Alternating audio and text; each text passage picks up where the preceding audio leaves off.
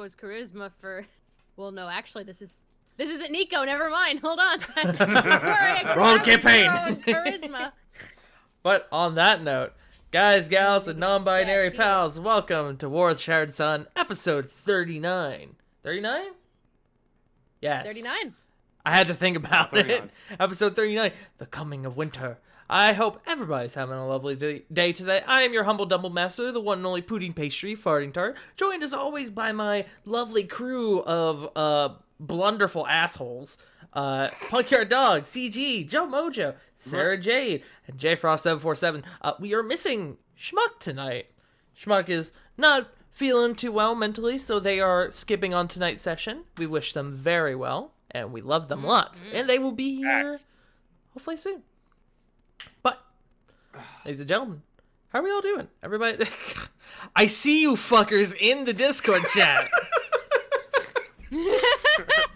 Y'all cruising for a bruising. Listen, I'm closing the rhyming dictionary as we speak. God fucking. So, for those of you watching on YouTube, we learned about the wonderful animal known as a sable, which I now hate because everyone in the group started making fucking puns about it. I did first. Excuse you. Punk did first, so it's Punk's fault. No. I've done nothing. To be fair, she opened the floodgates that were already there. She did. Mm. She did. It's okay. God is merciful, and so am I. But, ladies and gentlemen, how about we go ahead and fucking shut up? I see y'all. I don't even know what they say because I haven't clicked on any of them. I just know what it is. They're pretty good. I'm not gonna lie. How about we go ahead and get started? Sound good? Okay. Yeah. Sounds awesome. All right. Art, I will make you a fresh baked pizza one day. As an apology. Switch the map. Last time, you all began your 2-week-long respite from your recent adventures, this period serving as a time of relaxation, as well as an opportunity to settle any business that you all may have. You all saw Gretya Maryhorn, which is a new name to you all, because none of y'all asked the tailor's name, which is very rude, so I will put it in the chat for you. But Gretya Maryhorn, the elderly dwarf woman who is tailoring your outfits for the Asterios Winter Gala. More so, the men of the group, as well as Diana, began instructing the other women, as to the proper etiquette and traditions of a grand gala such as this that is approaching. You all went and you saw Arathorn's new ship. Rakoran was successful in asking Ara to be his date for the Asterios Winter Gala, and most importantly, Flit was visited by her mysterious friend Reno, who gave her a gift, a small, seemingly magical lizard known as Toshi, one capable of mimicking the forms of those around it. Pranks and shenanigans were had as Flit and Toshi pestered Rovan, who gave some choice words to dear Flit and Toshi, inciting the rare visage of rage from Flit. We pick up immediately after the events of last session. Rovan has left the room. We are left with Flit, Corvin, Sarah, and Jericho in the room where the events took place. 10 days remain until the Asterios Winter Gala. The scene is yours.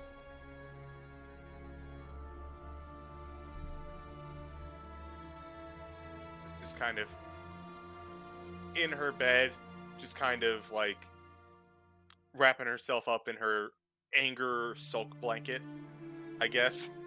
Flit has a normal blanket and an Angie blanket. Angie blankie.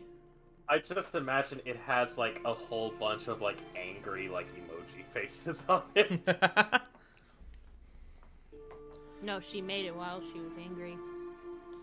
Flit, No, as that's you her wrap self yourself being in the Angie blanket. blankie, Toshi crawls up your back and crawls on top of your head and sort of like, almost like nuzzles down on top of your head.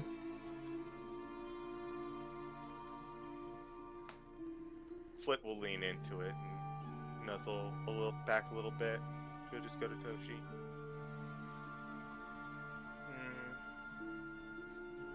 I'm angry with him, but he's you know, Vaughn's usually usually pretty cool. I don't know. I don't know. It's hard to. She's just kind of floundering with her words because this is the first time she's been angry with a friend. Mm-hmm.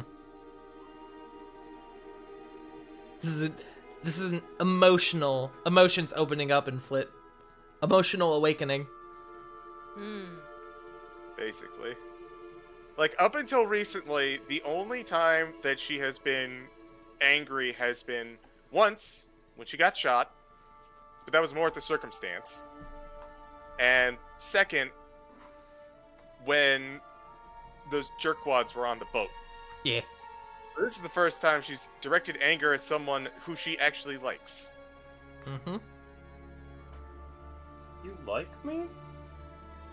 Quiet you, don't spoil the moment. Ravon's just sitting in the corner like fucking Drax, eating the potato chips just very slowly. Speaking of, Ravon, what are you currently doing? As we last saw you, you stormed out of the room after being told off by Flit. Well, you are right. Left the room, dropped Babushka into that room, and now currently taking rage out on a practice dummy on one of the ranges. By beating it maliciously! You know was what gonna I pick- just fucking realized? I never pulled out any of my dice. Oh shit. I reached over to roll a dice, thinking I had them out, and I did not. Uh-oh. Our puns distracted the DM. They Quick. fucking did, you heathens. Alright, We're monsters. you are.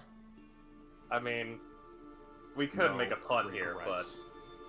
I don't want to have my character die. No regrets. No regrets. Regr.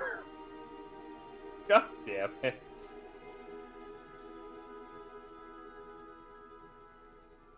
I make a motion to kick Joe from the group. Bound to happen eventually. No. You are being voted off the island. Damn. Bound to happen. I mean, the network didn't really like my face anyway, so it's understandable, honestly. So, Also- Ravon, as you are currently beating the shit out of this practice dummy, you hear someone enter the room, and you turn, and it is Esmeralda Silverstone, who sees you beating on the dummy, and she goes, Are you alright, Mr. Sionis? Yeah. I could hear the Long. noises from down the hall. Yeah, I'm fine. Dealing with a little bit of stress and problems. I'm sorry. It is alright. It is not your fault, and besides, better to unleash the rage non-hostilely against the friends than to do it. Anyways, kind of straightens himself up. How can I help you, Miss Silverstone? Oh, I was just checking on the loud noises that I heard, and I figured somebody was either in trouble or was undergoing some sort of stress. Evidently, that is the case. As she looks over at the thoroughly pummeled and broken practice dummy. Yes,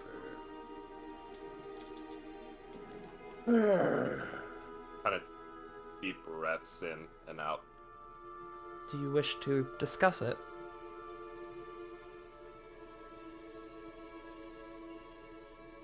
maybe a little bit. Yes, screw it, may as well.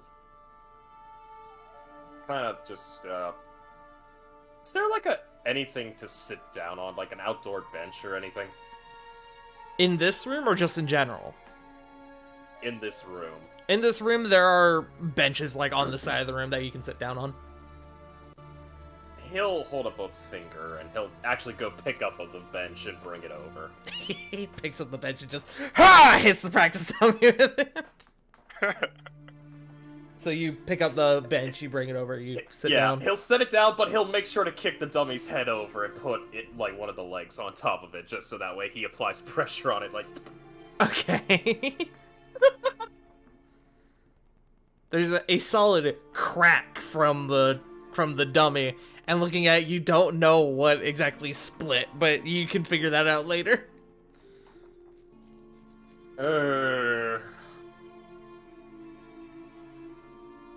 Sorry about that. He kind of also looks down at the broken dummy. He's like, I really hope that wasn't an expensive dummy. Otherwise, I am very sorry. Oh, I'm sure Cedric has people who repair these all the time. I mean, he has to train as well, so... Fair points. Yeah. Anyways.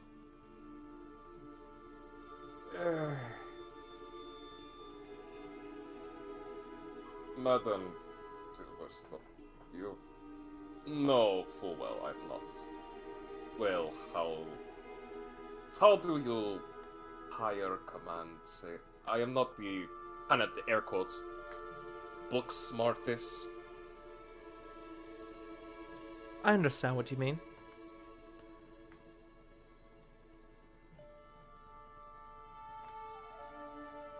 I'm not going to beat around the bush. I let my anger and my idiocy get a hold of me. And I said something to a friend that I am Angry about both at them and at myself. Alright, thank you. Thank you. Sorry. Fucking loud ass car driving by. Sunday drivers. Yeah, fucking no shit. And on a Monday, no less. It didn't pick up on your mic, targets. Okay. It did not pick up on. Oh, did it not? No. Well, I think it picked up on the mic for OBS, but I don't think it picked up for you guys. Ah. Yeah, I heard nothing. Quiet as a church mouse. But, Ravon kind of just goes, I am not much for pranks. and he kind of just goes, like, into a mid-rant Mhm. about the prank and everything else. And then Yeah, you just, sort like, of explain everything that happened. Yeah, and then he apologizes profusely when he mentions that he accidentally clocked a maid with like the flat end of his axe. I really am sorry about that. I really hope I didn't hurt her or broke nose. Oh, Broken nose is not fun. I mean, the medical staff here is very good. I'm sure they're fine. Yes, but so Ines, I said something I should not have definitely said. I'm still angry, and I don't know. And he kind of just leans, like, he leans forward, head in, like, his hands, like, kind of on the side of his head. He's just like, I'm not smartest one within group, but even I should have seen that coming. She sort of kind of comes over and sits down next to you on the bench, and she goes, Mrs. Sionis, we all make mistakes. Our emotions get the better of all of us. My question is that you know you made a mistake. How do you plan to atone for it?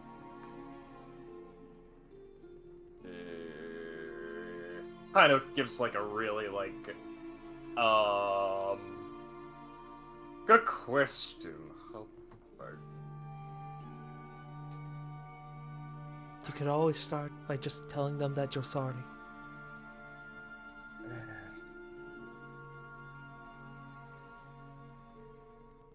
Even then, I mean, Does a few words actually change how a person feels? Sometimes that's all you need.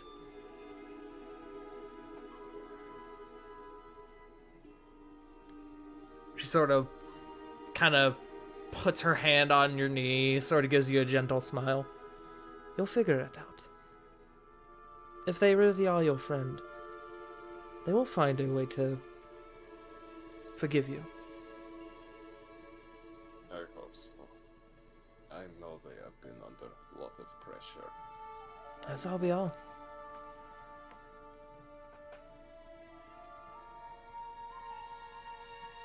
It just doesn't seem like things are going right. Especially after, well, any kind of looks grim. Our failure. Life is full of many hardships. It's how we navigate them that really matters. We'll make it right. You'll make it right.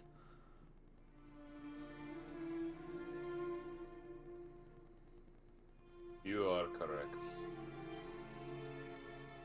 Alright. It is time I put on... It is time I at least handle this the right way. So, I must go and apologize to them. Gets up.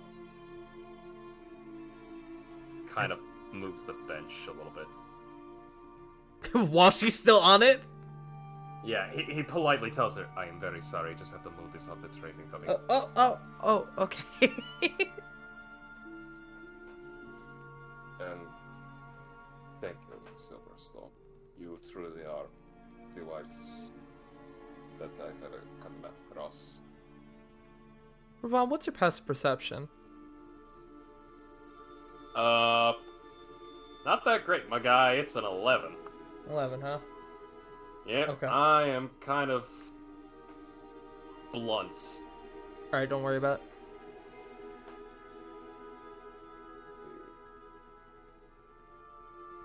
So you push the the bench back into place with her still on it. She wishes Yeah. you luck, and you go to find Flit. We're gonna cut over to Diana and Kore, who are currently in the Ekodea, helping out with treatment and caring for Father Malfurion in his last few days. Kore, Diana comes to you at one point and says that she's going out just to get some food for you both. You two sort of discuss about what you want, and you go in to check in on Father Malfurion, and you notice that there is a not extremely tall but beautiful Aarakocra woman in the form of a pigeon in the room, and you recognize her as Ellis Bloodwing, the one of the six and the leader of the Emerald Expanse. She sees you come in and she goes, "Oh, hello. Hi there. I'm sorry, nobody was in here, and so I thought I would just sort of stand and wait. I've been having a polite and very rigorous conversation with Father Malfurion." You look over and he is fast asleep. Do you know Father Malfurion? Not directly, but in my line of work, you sort of come to learn the big figures. So, while I have not exactly met him face to face, I have definitely heard their name more than once. Mm-hmm. Cor will walk to, I guess, like, grab, like, a rag and kind of, like, dab at Father Malfurion's head. Kind of trying to get between him and her. Yeah. As she sees you coming, she sort of steps out of the way. She goes, "I realize this is probably rather difficult to ask, but I was hoping to ask Lady LeBlanc when she came back. I'm currently doing research with a wonderful team of scientists into a potential cure for void fever. And you can see as she sort of says void fever, her face kind of droops a bit. Have you lost someone to void fever before? Yes. My father was killed by void fever. I'm sorry Corey, to hear you that. remember her father, Connor Bloodwing, was one of the original members of the Vanir Guard.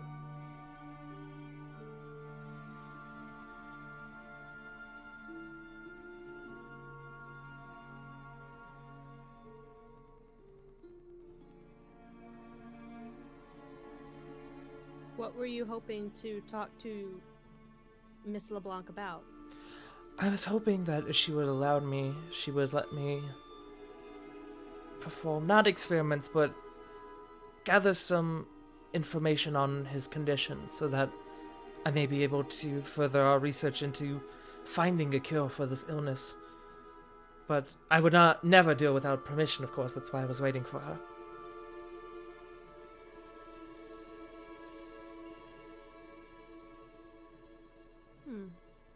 She's out at the moment. I'll let her know All right. when she returns. Can I roll insight, Tara? Yeah, go for it.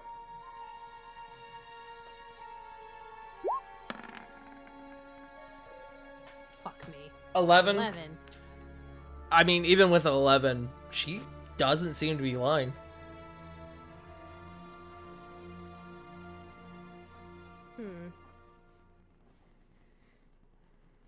Okay. Okay. She just seemed a little. Come in. And she's there. It's like, where the fuck did you get there? And then she said, I was having a very spirited conversation. I realize now that was a joke, but it's also just like, he's asleep. What the fuck were you doing? Suspicious. What the fuck were you doing to Father Malfurion while we weren't in here? Who the fuck let this person in here without telling anyone? Well, I mean, she is a member of the Vanir Guard. Oh, she's a member of the guard. You said one of the 6. Yes, who are all members of the Guard. Got you. All members of the 6 are members of the Vanir Guard, but not all members of the Vanir Guard are members of the 6. What was her first name again? I know Bloodwing, but I forgot. Alice. Or River, if you will. Haha! I get it. I got it.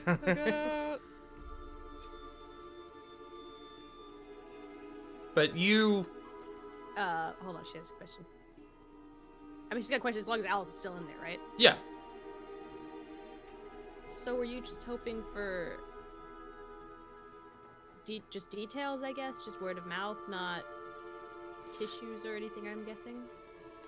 Yes, it can be rather difficult to find a proper subject to study due to the hectic nature, the chaotic nature of void fever. And while I'm here, this seems like a good opportunity to learn what I can to hopefully further our research.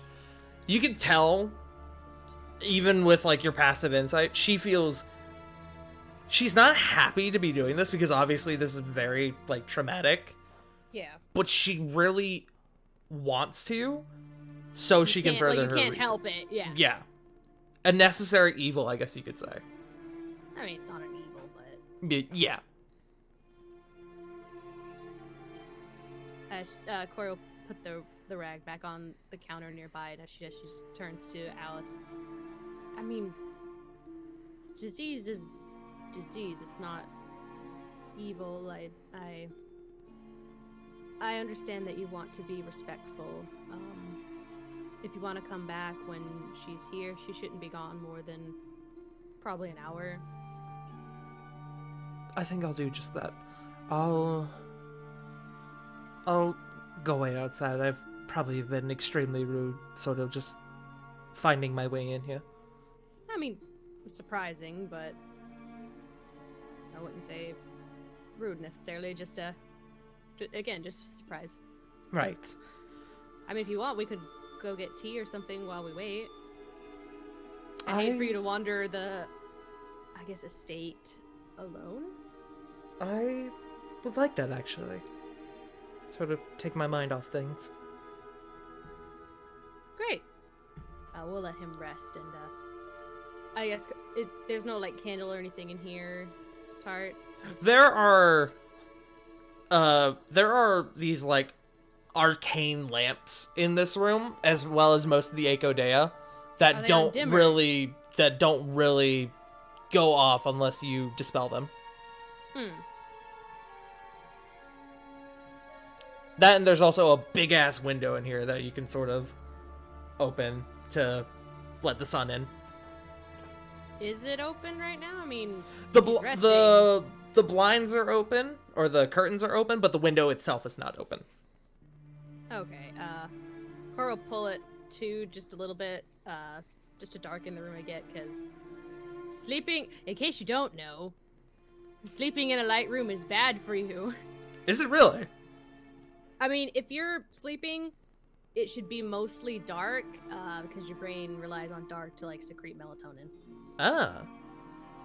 a bit, and it's also just That makes easier sen- for your eyes, probably. So what you're Because saying of is light. that dark room means easier sleep. Yes. That makes sense.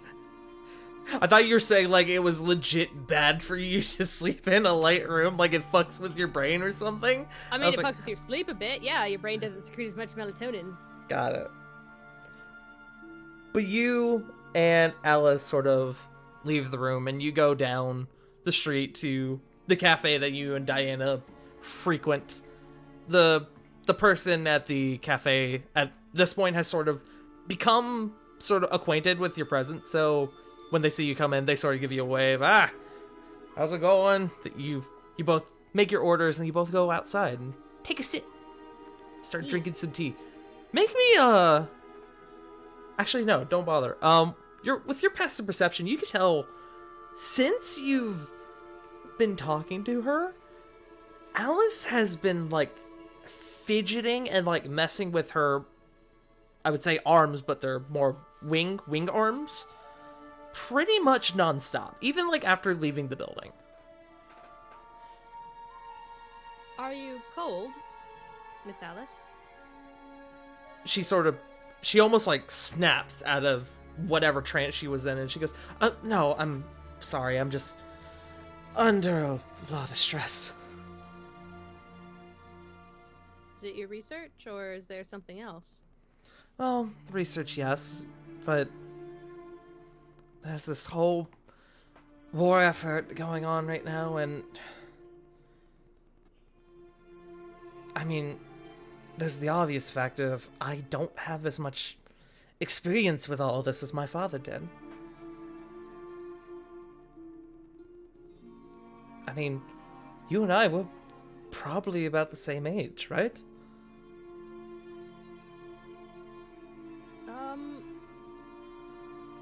How old are you? I'm 25.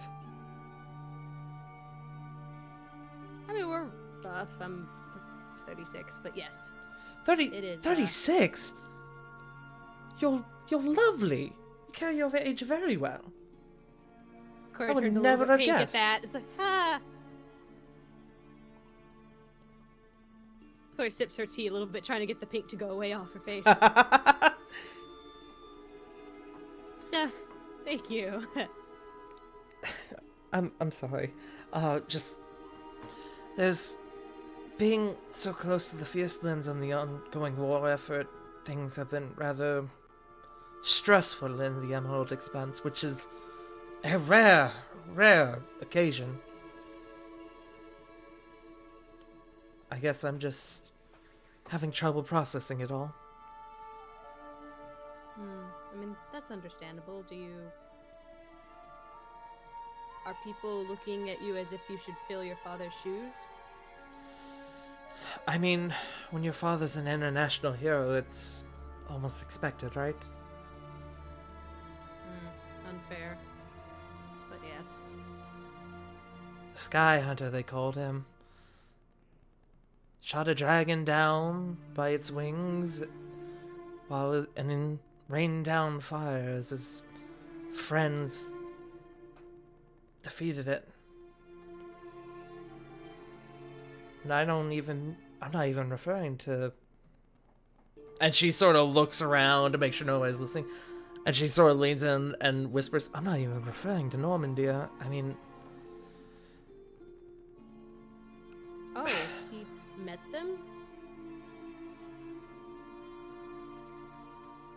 Well, I mean, he was there when all the Vanir Guard, or at least those who were still alive, fought Normandia.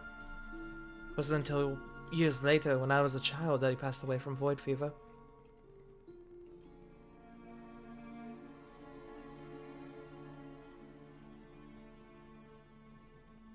Again, I'm sorry for your loss, but It's... that is amazing that he helped put them away. It was... I'm just now learning about them, but... He was a wonderful warrior, and from what I can remember, a wonderful father. I just wish we could have had more time, you know? Since he passed, I've dedicated as much time to my studies and the research for this as I can, but I don't know, it always feels like I'm lacking that one thing. You can see she has not even touched her tea. Is it just on the table, or is it in her Yeah, hand? it's just sitting in front of her. She just hasn't taken a sip of it at all. She's Cora so will reach absorbed in her over. thoughts. Yeah. Cora will reach over and kind of poke the tea just a little bit closer to her. Well, in the midst of all of this, and though the war will still go on if you stop thinking about it, you really should take time to yourself, though. It sounds like you've only been going, and eventually the burnout will wear you down. It's like a rock that's constantly exposed to the ocean. It will chip away until it's just a pebble. You need to take time for yourself. She sort of She'll poke the tea again, trying to Yeah. just drink your tea. She sort of lets out a sigh and then slowly reaches over and grabs her cup. You're right. I'm one of those sorts of people that never has really minded not having time to myself, but I guess it's now just all adding up, I guess you could say. She sort of says with a chuckle, and then she slowly takes that sip of her tea. I feel happy when I'm doing things, you know? I like being productive, and I guess it's just getting the better of me now.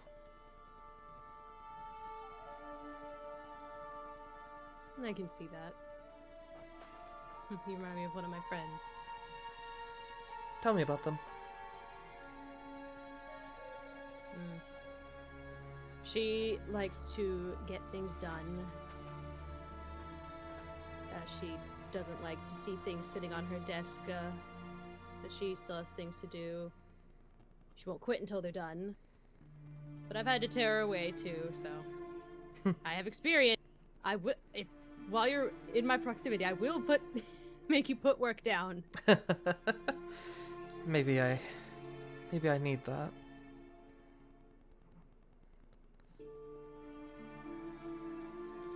Sounds like you've got a nice friend. Wonderful. Stubborn as a fucking mule, but yes. Well, I feel that we were all a little stubborn, right? If we went with everything that was said, we would be weak-willed. We'd be no different than a... Honestly, I don't know what to think. I guess a fish. An odd metaphor, but I mean, there's no lie to it. It works. I mean, it works. Corey, you sort of look around her and you see Diana actually coming up the street with, like a couple, like 2 small paper bags. Ah, and there's that friend now.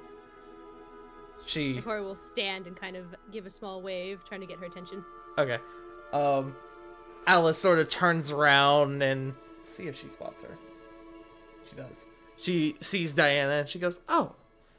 She also sort of gives a small wave, and Diana sort of looks at you both and kind of with a small look of surprise, seeing Alice comes over and goes, "Hello. I wasn't aware we would be expecting you today, Lady Bloodwing." Oh, Can I roll insight on that? yeah, go for it. Were you trying to insight? Does she like Alice? Like, is that a? Oh, it's you. Okay. Or is that a? Oh, hi! You were actually unexpected. Yeah. With 22, she seems pleasantly surprised to see Alice. Alice looks at Diane and goes, "Yes, I came to speak with you and you weren't there. Your lovely friend, Reihua Kore, was just having a conversation with me."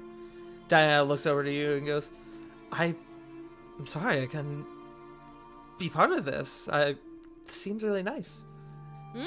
Oh, we were just grabbing tea while waiting for you. And Cora will come over and give her a quick peck on the cheek.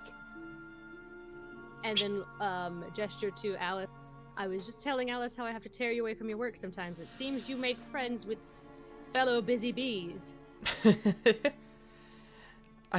Yes, Alice and I are very... Well, you know the saying, two birds of a feather. Pun intended. Alice sort of gives a light chuckle. Yes, I know what you mean. Diana sort of Fucking second. pulls up a third chair and sits down with you all, she passes one of the brown paper bags to you. She sort of opens up the one in front of her and she pulls out a sandwich and starts eating. So, Alice, while we're in a cafe, I'd hate to be eating in front of you. Do you want anything? And Cora will stand up to go get something. oh, I'm fine, thank you, but I'm actually all right. Cora kind of squints her eyes. I'll be back.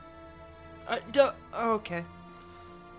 You go inside. You're gone for like 2 minutes, 3 minutes. Come, what do you get for her?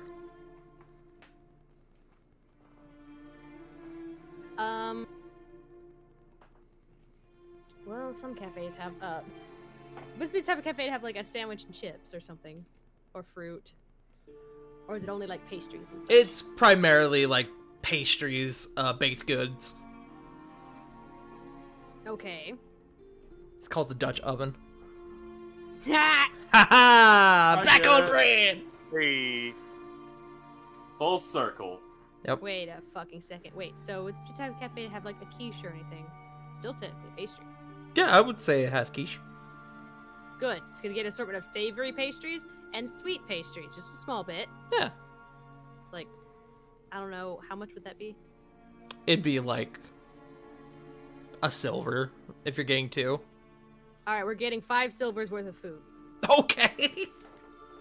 So you're getting like 10 pieces of quiche? And like sweet things as well, so like 5 quiches Alright, and 5 alright. like sweet things. Alright, fair enough.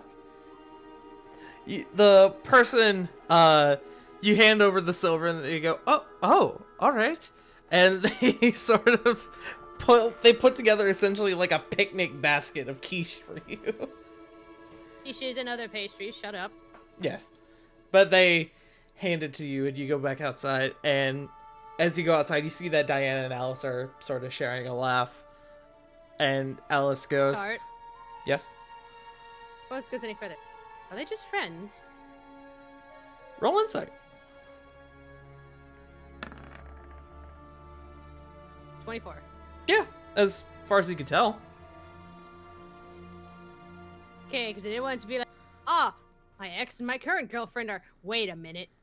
My brain went, No, they just seem to be friends. But Alice speaks up and she goes, I do appreciate letting me do my research on Father Malfurion. I feel bad about it, frankly. And Diana goes, no, it's fine. I would, if it helps solve your research, get us a potential cure for void fever, I mean, that'd be incredible. As Cora comes back, she'll put a hand on Alice's shoulder.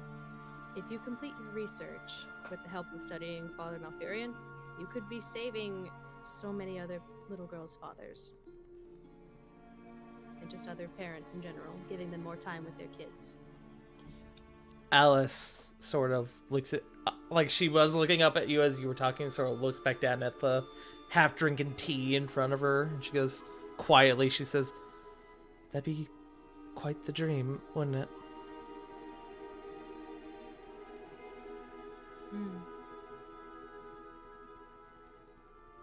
One that's not entirely too out of reach.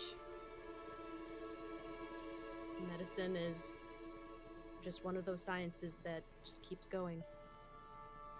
Right. You're doing great work. Thank you. And to fuel you to keep doing great work, she sets down the food.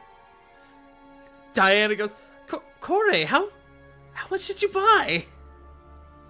Enough. She can eat now, and then these are also good for just picking up idly while working. So just because you're busy and you want to do well does not mean you can stop taking care of you. Alice sort of looks a bit almost like shocked at the basket you have set down in front of her, and she opens it and she looks at all the quiche inside. She starts laughing. She looks at you and she goes, "Thank you. You're very kind. I really do appreciate it." You're welcome. And she'll sit back down a bit closer to Diana and just sipping her tea. As you sit down to Diana, she sort of reaches over and takes your hand, gives you a kiss on the cheek. The three of you, spend the next about an hour just having small talk, lovely conversation. You get to know Alice a bit more, sort of some of the research she did growing up. You find out that she is a very intelligent person and has done a lot of research. She isn't like on the level of like Nicholas or like Sindri, like the extremely smart people you know, but she is very smart. She ain't no slouch. But eventually you all, the three of you end up going back to the Echo Dea. Alice runs a couple tests on Malfurion. Nothing severe, nothing that requires him to move. Does like a saliva sample and just, basic things. And you and Diana are there caring for him. We're gonna cut over to Sarah and Corvin. You guys have not really done much yet. Is there anything that you would like to do with your afternoon? Were we told where that seamstress works? You were not. None of you asked. Corvin. I have an adorable idea. Come help me find the seamstress. Sure, I'm not doing much this afternoon. What do you guys do? I guess. Going to... I didn't quite pick up on what either of you said.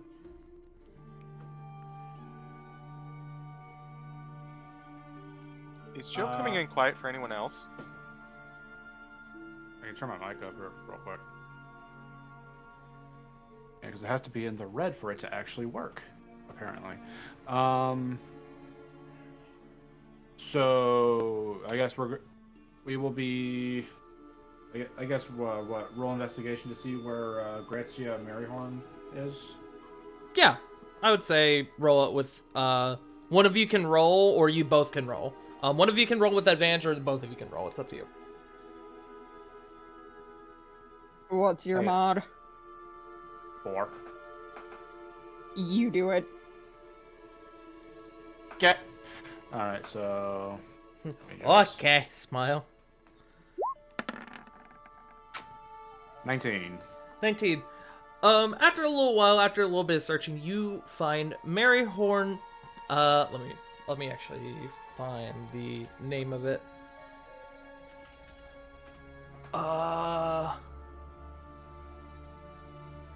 Mary Horn Lace and Needle.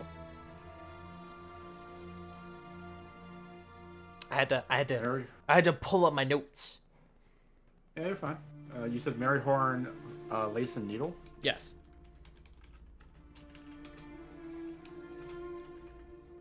Yeah, just heading on in. You both walk in, and Gretzia is not behind the counter, but there's like one of the bells above the door, and so you walk in, it rings, and you hear from somewhere in the back, "Hold on, I'll be there in a moment. Go ahead and take a seat, and I'll be with y'all shortly." I want to make it known I did take Raven with me. Okay. Yeah, just plops on down. You both sit down, wait a couple minutes, nothing terribly long, and then Gretzia comes out from the back. "What can I... Oh, hello! What can Hello, I my dear. assist you two lovelies with?" Look towards Sarah. Could I bother you for one more outfit, miss? Of course! What can I do for you? Sarah will pick up Raven and hold her out. Gretzia sort of, she takes her glasses. You can see above her glasses, she has like the little like flip down goggles. And the like little zoom lenses, and she flips them down and she starts inspecting Raven. She goes, and what exactly did you have in mind? Just a little doggy dress. I don't do too many works with animals, but I am sure I could put something together. You can see she pulls out her notepad and she starts scribbling something on the notepad. Sort of looks up and down from the notepad to Raven and she goes, Yes, that will do quite well. I think that will do quite nicely. Is that all, dearies? What were you gonna say, Sarah? Can I try to get a peek at her notepad? Make a perception check.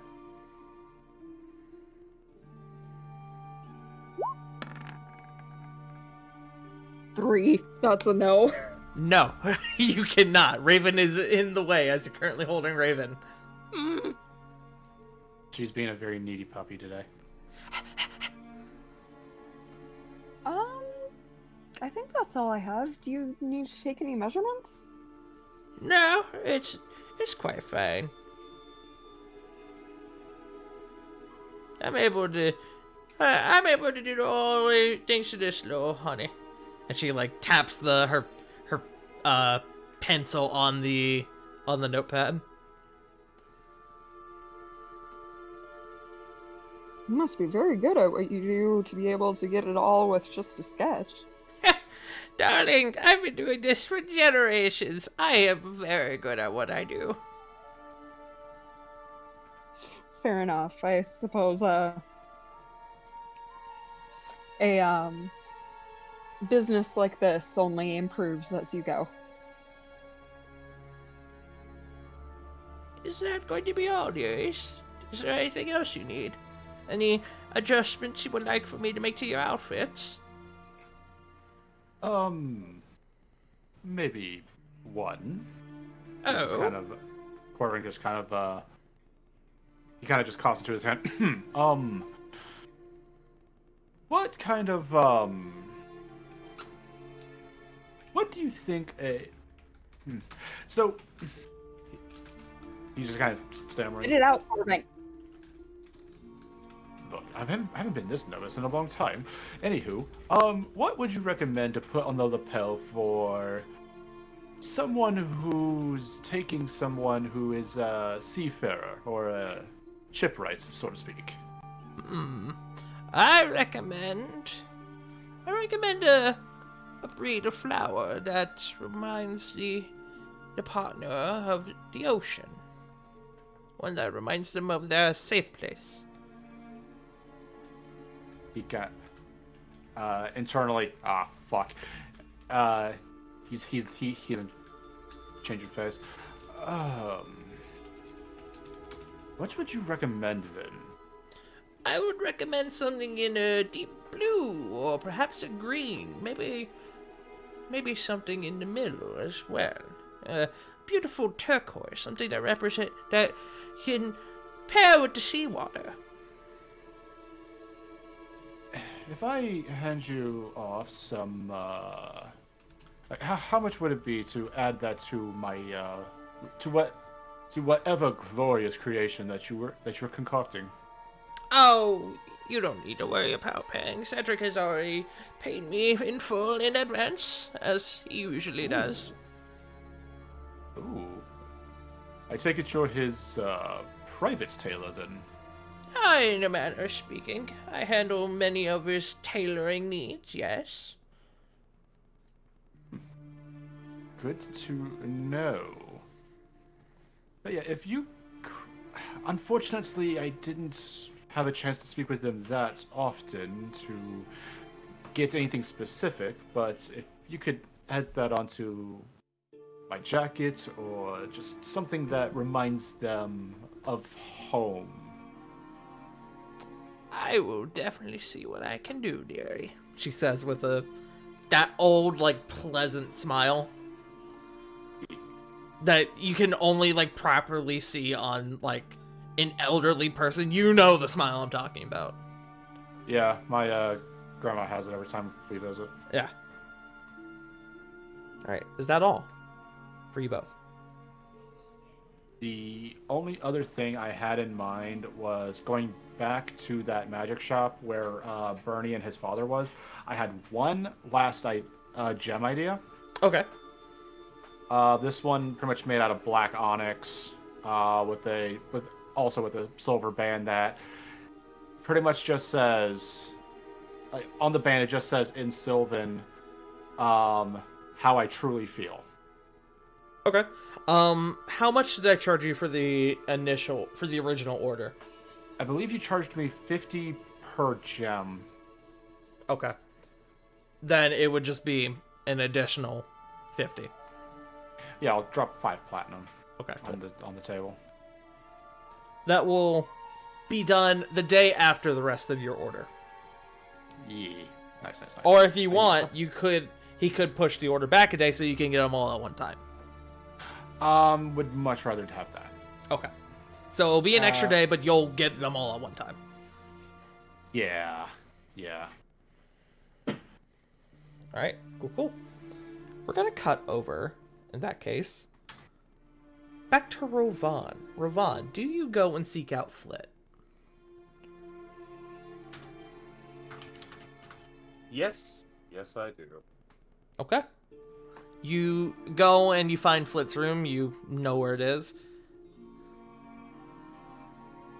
Ravon will take a deep breath in through the nose, out through the mouth, kind of sigh a little bit, and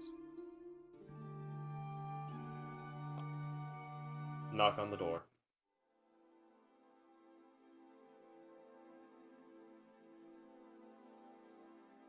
It's open. Opens up slightly. Fully, do you have a moment?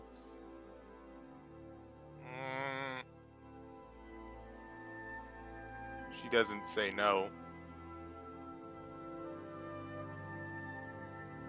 If you're not wanting to talk right now, I understand completely. But If you wanted to say something, you can say it.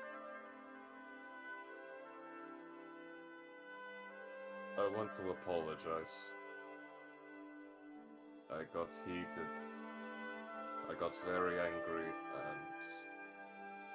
and I should not have been so aggressive.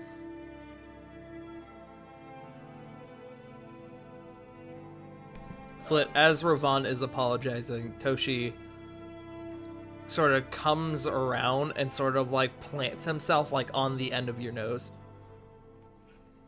Is he like defensive? Doesn't Angry? seem so. He seems almost intrigued.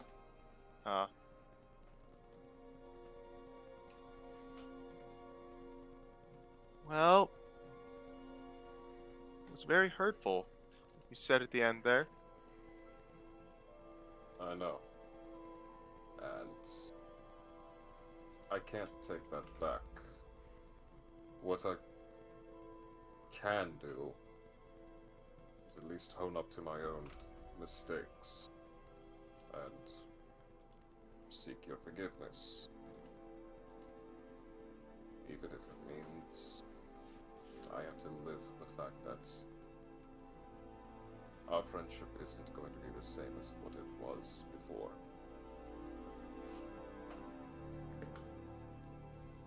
And Ron, I completely understand. Flit will just kind of look over to Rovan. Rovan, I don't want that. But I want to forgive you, and I understand what you're saying, but that's not helping for some reason.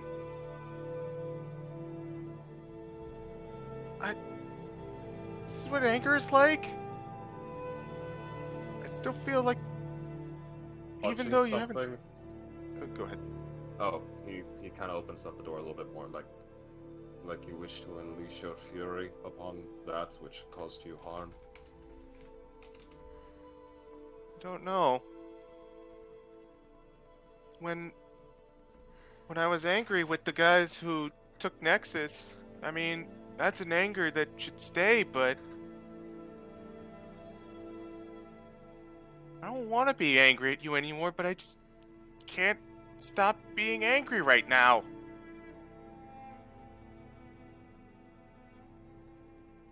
Alright. Here. Kind of opens the door fully. Do I have permission to come in? Yeah. Walks up. I slighted you. And worst of all, I opened up a scar. A scar from your past that does not heal as easy.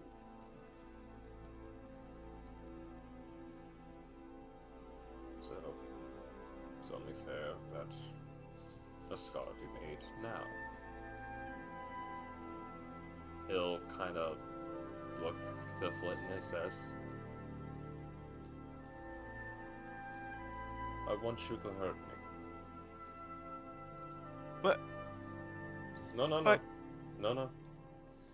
There is a Flit casts reason. Fireball. Shit.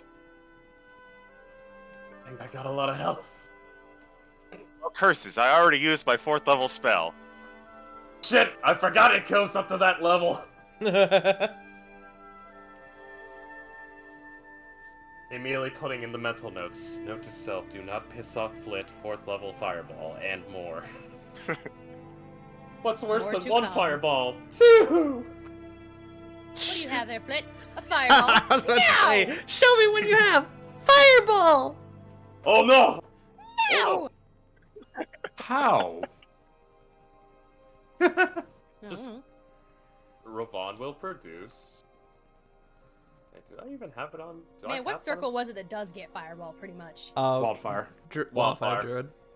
Wildfire, that's it. Yeah. What He'll class? produce a dagger Broke ass class. and puts it in Flit's hand.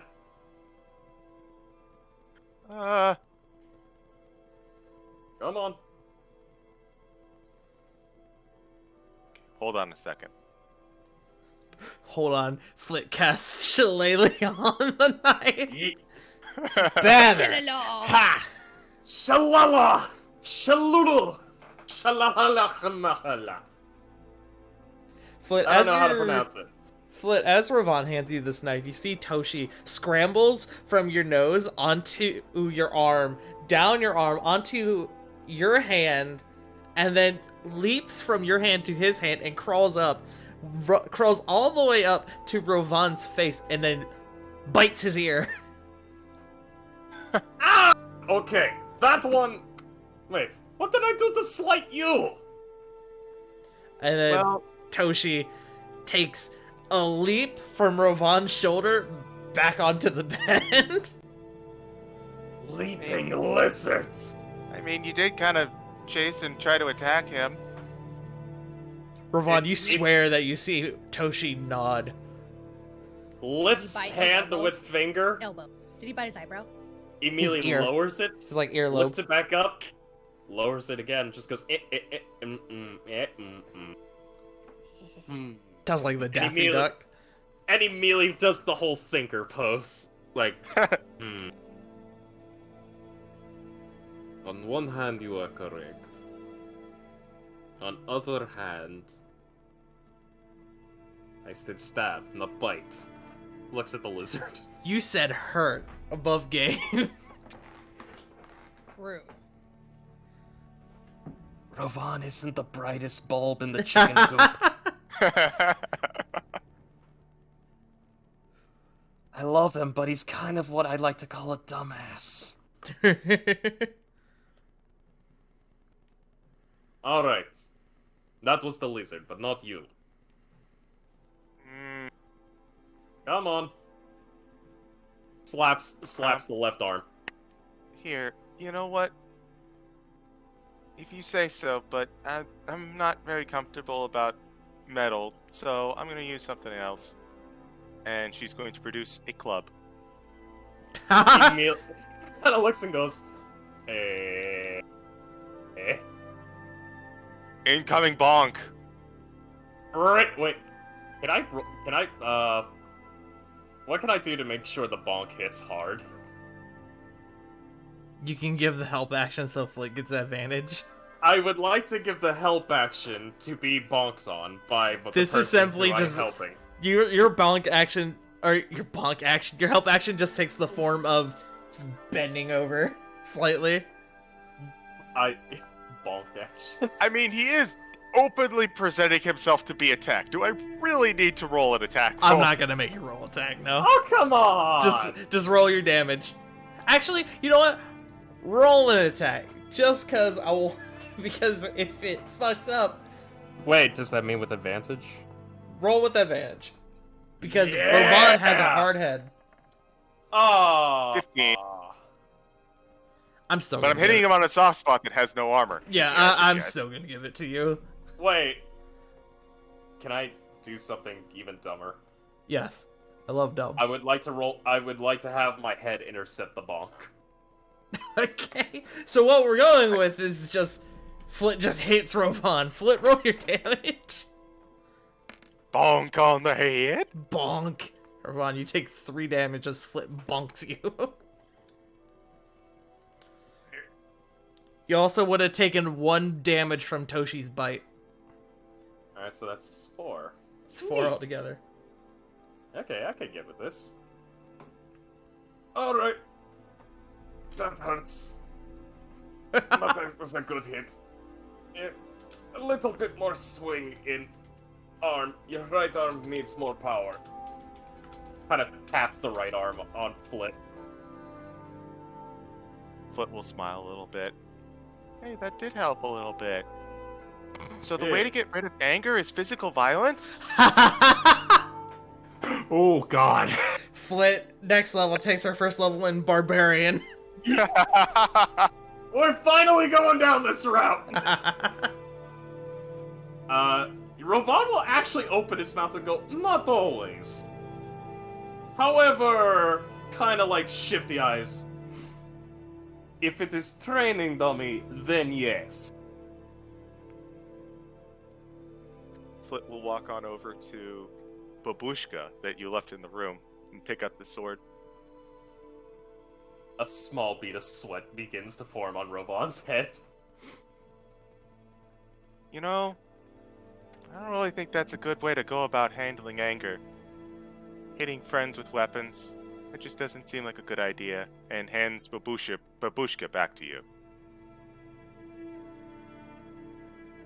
Well, it's not always, but when a slight like that happens to be as grievous as it is a way. Eye for eye, tooth for tooth, blood for blood. Blood for the Sandwich blood the god. sandwich. Skulls for the skull throne. If we take one another's eyes, won't we just wind up blind? No, we'll still have an eye. We'll only be half blind. Flit, you see Toshi form a magical eye patch on one side of his eye, head. Yes! I love this lizard. This lizard is the best. We'll put Babushka back onto the belts. And we'll look down at Flit. We'll give a slight smile. And Rovon goes, I think we know Sorry. what's going to happen next. You're not gonna suplex me again, are you? Wait, did I suplex you? I got out of it before you did, but Well, it's not suplex, but it does involve a part of suplex. Goes for a back-breaking hug. oh, thank you, No. Ravon. Make an Can I athletics roll? check. Can I roll the hug? Athletics check. Yes! Flit, become hug! 21? Yeah, I can't actually beat that. Flit, this is the most powerful hug you've ever felt in your life. Oh, my back. Picks up Flit, and immediately walks off with Flit. Goes, come now, friends! We have much to redo! Okay. We shall start by getting some food. I am thinking some melted cheese sandwiches. That And- sounds delightful. Can I get one for Toshi too? Of course! Come, lizard friend! I shall help you as well. We're gonna call that scene there, as Flit and Rovon go and get grilled cheese. So, on that note, I think we are going to end the day there. If that's all right with everyone. Yeah! So, Wait. See. Oh, rather no. No, Corey can ask Diana during the new day. if you want to ask her something now, I don't mind. We can pause. She was just gonna ask, so are you guys friends or more than friends? Oh, we're just. She sort of starts beginning to answer, and then she gives you like this, like coy, like almost smug look, like. Reihua Kore, are you jealous? Maybe. I don't know. Shut up. No, Starts turning a little pink. no, we have never had any romantic involvement. We've always been friends. You don't have to worry. She sort of leans over and gives you a kiss on the cheek. But then she whispers in your ear, but it's very cute that you're jealous. Look, you're cute and she's pretty. I don't trust any cute person near you. I trust you. I don't trust anyone else. And she Well- kind of like pulls Diane into like a hug, like squeezing her as like revenge for her teasing. One of those, the same kind of hug that Flit just gave Rovon? Yes. Or Rovon just gave Or Flit? just gave Flit, yes. Make an athletics Yeah. check. And you know what? Back- For shits and giggles, advantage, because you're hugging your girlfriend. Back-breaking buddies! 12. 12. Oh. Not your best. Wait, what? but- I hit strength save. I'm so sorry. Oh! What's your athletics modifier? 14. There we go. Okay, I'll give it to you. I did it right. I did it right, It's which is it's good because not that your fucking best, one on the but other it's side. it's not your best, but it's a solid 7 out of 10 hug. In terms of sheer power. She sort of you could hear her groan just a moment, and then she's like sinks into the hug. And while yours is very strong and powerful, she gives you a hug back that is almost mockingly gentle.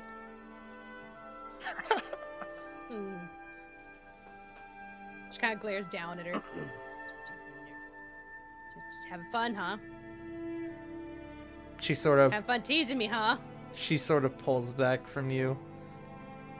And she has this big bright smile, and she goes, "More than I have had in my entire life."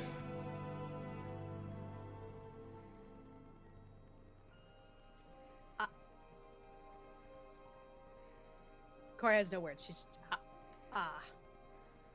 As Doesn't you she respond because she's teases back. She's a dick. She just said something really vulnerable.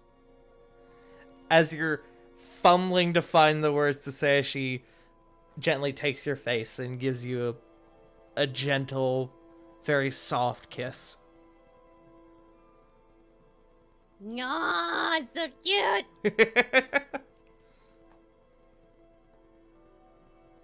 And on that That's note, all I had, Tart. Yeah. all right. On that note, we're going to end the day there. You all get the benefit of a long rest once again. 9 days until the Asterius Winter Gala. Hooray! Now, I would like somebody who hasn't rolled. I think everyone besides Punk has rolled, right? Sarah as well. Sarah hasn't rolled. Okay. Well, either Sarah or Punk, roll me a flat d20. You two can decide who wants to roll. But realistically, it doesn't matter. What? Me? Roll the bones. Roll it. Okay. You said D20, Tart, or Flat d20. 15? 15. All right.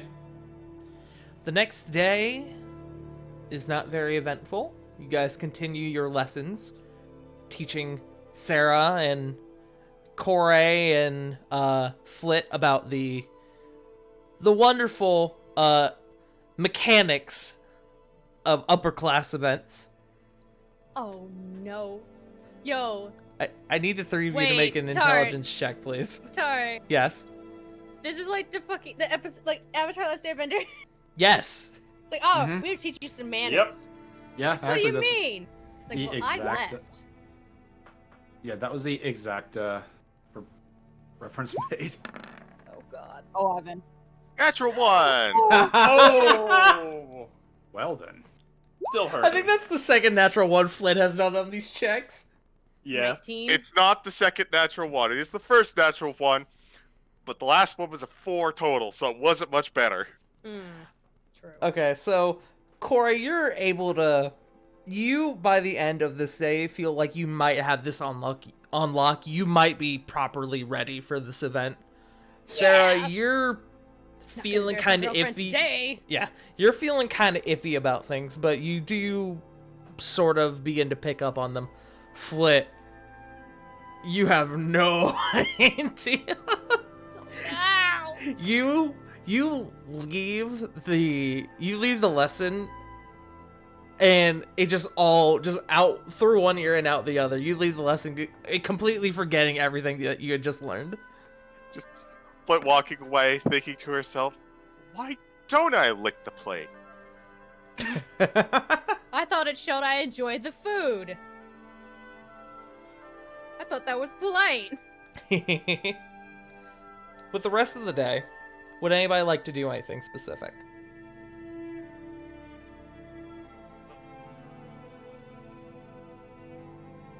Going once? Going twice? Yes. You know what?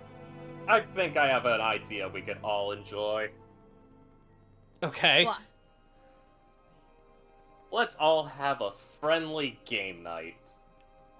Ooh, I like this idea. Aw. I too.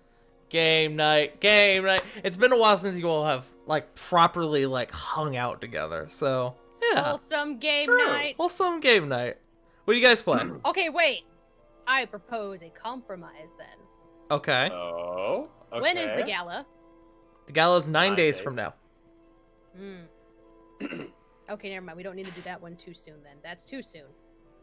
Okay, that's If concerning. it had been closer to the gala, like if it was like the next day or like, whatever, I was gonna propose another like group like bath like spa night. Okay. That could be closer to the gala. Yeah, spa day within like the day previous. That sounds awesome. Somebody put a pen in it the day before you guys are doing spa night. Yeah. Okay, hang on. I'm putting it in the chat. Yeah. Thank you. Don't let me forget, guys. Don't let me forget. We will CG, if you could pin remind that, you. please. Damn it! I was On watching it. and I remembered I don't have pinning privileges. Aw. Different server, punk. Meh. Oh yeah, pin it. Oh yeah, it's all coming together now. Oh yeah. So, you guys get together for game night. What do you guys play? The Consider- end of all parties. Monopoly. Okay, do you want us to kill each other? Okay, look, I just got back Babushka. I don't need to draw it out again. Mm. You know what? No, I What would we lied. call it? End of all- the end of all Oligopoly? parties- Legally distinct. The end of all parties is Uno. Oh, Would legally distinct version just be called Deuce? Actually, Dose already exists. I said Deuce. She did say deuce. deuce deuce. Actually, you know what? I forgot I still have these. I have a thing of playing cards. Ooh. We're all gonna play 500. I was gonna say, why don't we play a friendly game of bullshit? That is a fun game. It really is. It's I just a have never card game heard if you want to just talk about it as a card game. Target. Wait, oh, Sarah doesn't play bullshit. Okay, so this is gonna be a fun one. We learned that one in middle school. Now, for the sake of time, let's not actually like do a proper round. Let's just. No. Nah, no. Oh, God. It's just, think of it kind of like, I know what bullshit is. The card game. Oh, okay, you do okay, good. I do. Help us describe it then. What's going on? Sorry, I had It's to kind of go like shame completing my like cat. suits, but you might be lying. Oh, I remember this. Yeah. Yeah. I remember this. The middle school draw of this was just being able to yell bullshit. Oh, yeah. Yeah. Well, let's Look. just say for my middle school, it was either this or Texas Hold'em. Oh yeah, we Okay. got in trouble for that.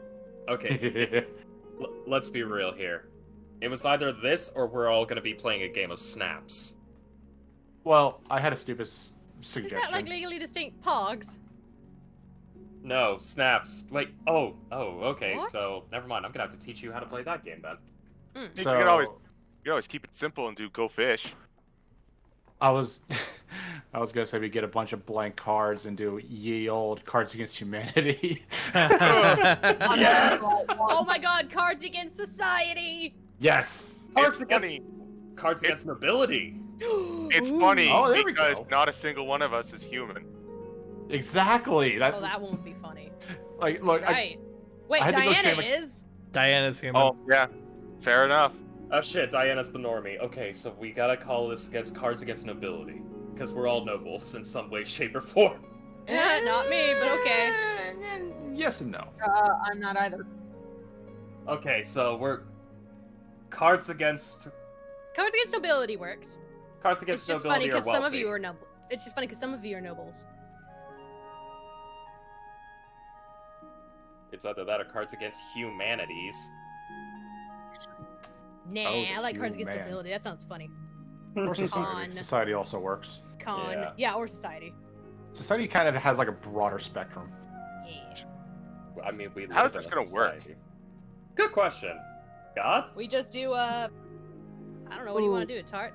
I would say there's a website that we could use. Well, no, Mm, like what no, would we no, call no. it for like checks, like sleight of hand? Yeah, because that would take time. Like, and I honestly would argue, and this is not me bullshitting because it's my main stat, but I was gonna say charisma performance. or wisdom checks Mm. or performance, because you are supposed to be making the other person laugh or trying to like say, oh yeah, this one fits, or try and come up with the most horrible thing. Wait, wouldn't that technically be persuasion? Here, I'll tell you guys what. Everyone gets to make a joke, and whoever has the best joke wins. Okay, give me a I'm shit second. at jokes, damn it. Oh boy. I have puns, man. Okay, so here's the question, Tart. Are they more along the lines of D&D kind of jokes? Yes. Okay, I've got 1,000 of these. Give me a second. If you want to opt out, you can. Just know that you won't win. Wait. Oh, I have an idea. I have an idea now. Jeff Ross, this is your fault.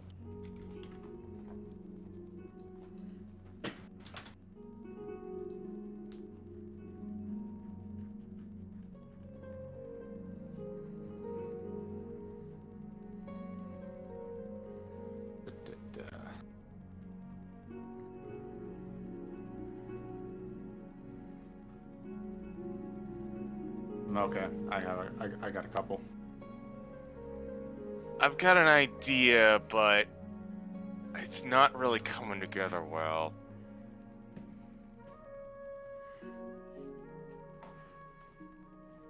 Yeah, I've got one.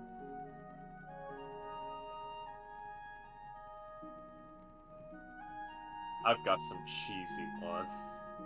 Okay, do we have to send these privately to you, Dart, or... Yes. Here, I'll tell you Okay. what. Diana is the last card king, or queen, last card emperor. So send them to me, and I will read them aloud, The card empress. and y'all will Oh, vote on which oh, one's we're the reading best them? one. Oh, okay, you got, hold on. You're sending them to me, and I'm gonna read them, and y'all vote on the best one. Are we allowed to vote for our own? Yes, of course, because they're anonymous. You say.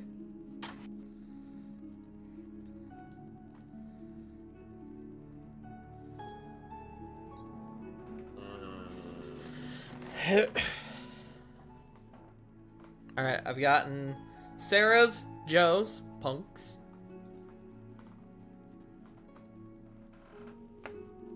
Okay, I got one. I'm gonna read these at random. I'll roll a d6 to see which ones I read first.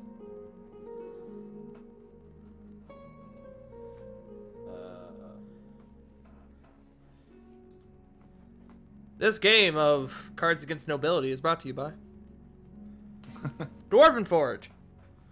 We Scribe wish. So I'm going to lead with the fact that I stole this one. Okay. Oh yeah. Mine is borrowed from a subreddit. Yeah, I had to look mine up as well. I'm happy with this. Me too. God, I- fuck. I hate all of you. Okay, raise their hand who also went for a pun. Me. I did. Maybe. Yeah. Literally Yeah. everyone so far. Good, we're on the same page. My This is name called is Party. Punkyard Dog. What do you want from me, bitch? I want dogs. Too fucking bad. I'm sorry that she's asleep right now. Hardy. Oh, come Both on. of them It's- are asleep. I Hardy think- and the other one. I don't know. I think we can which all one it agree. is. This is going to be a very ponderful event. Hell Hate. yes. I hate. Alright, CG, I'm just waiting on you.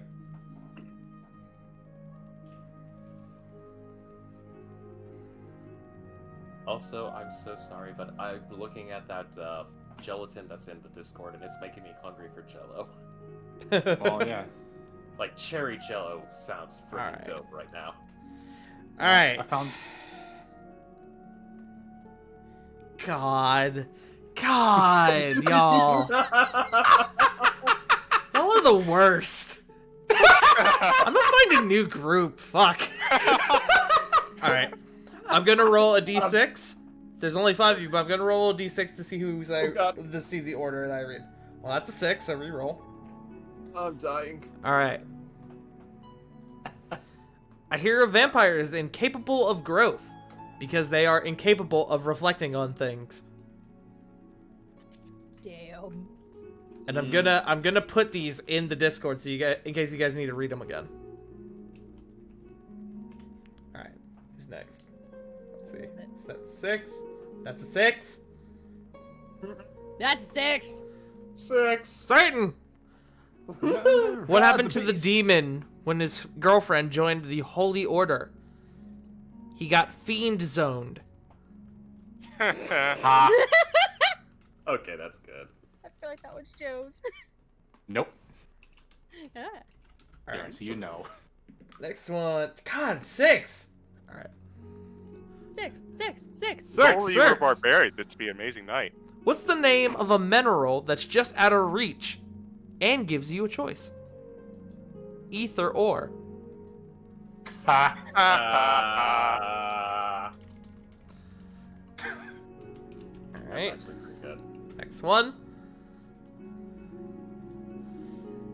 There was once an assassin who once was caught killing 2 men in a rice field using 2 small porcelain figures.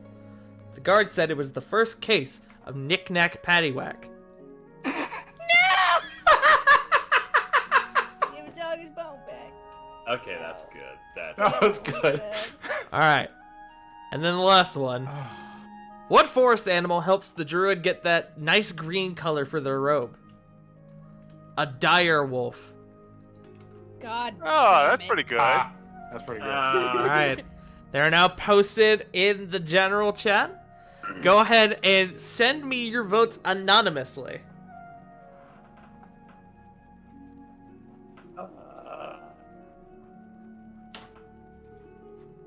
I have to respect. Put some respect on it.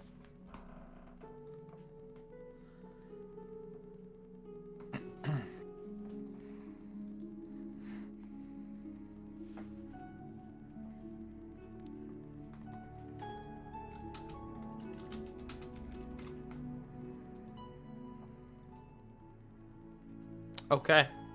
The joke that's Who's gonna win this Goldfish. episode of Asterius Got Talent? And the winner with 3 out of 5 votes was Flit with You little shit! with Knick Knack Paddywhack.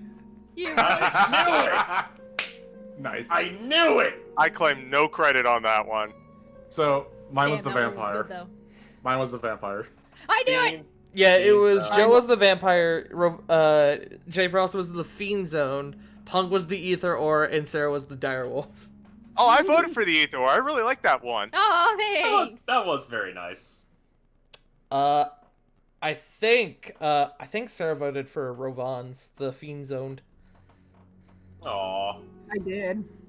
I had to laugh at that one. So you guys have a wonderful night of card games, kind of laughing to yourselves, maybe a few drinks, and you all wrap up the night on a rather pleasant note. Everyone realizes Corbin, it truly is a horrible human being with his weird humor. There are now It 8 was days. Bob's and- father. It There are was now great. 8 days until the Asterius Winter Gala. Sarah, roll a d20 for us.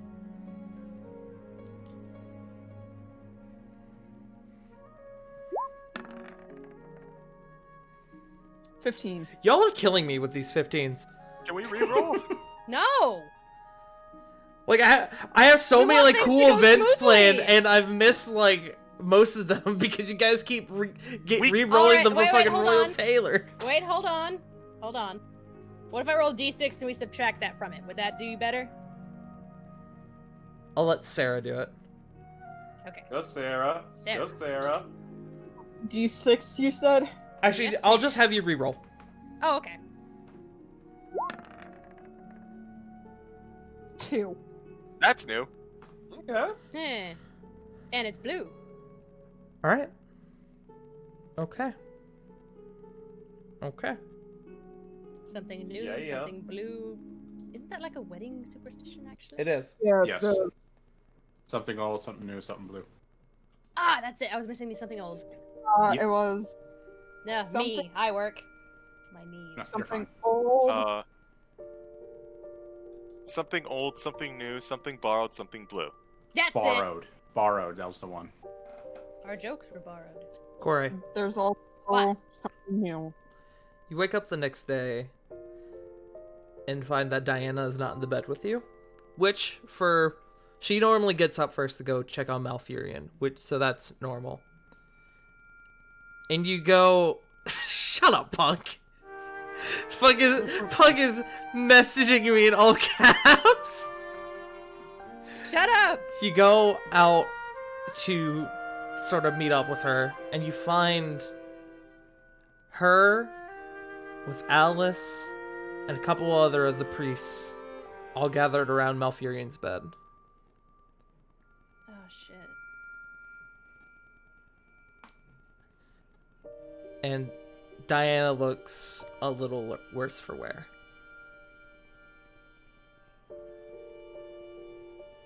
Are they in the room? Yeah. Are they outside or? They're in the room.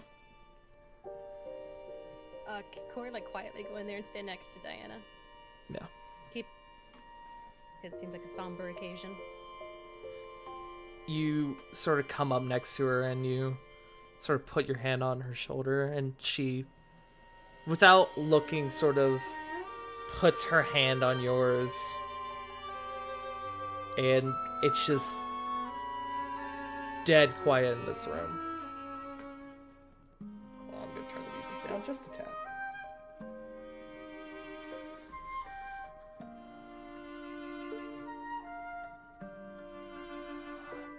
He passed away last night. I'm so sorry. And she kind of squeezes her hand around Diana's shoulder.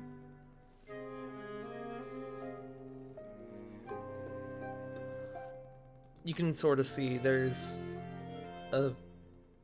her eyes are beginning to well up a little bit. She sort of kind of wipes it away.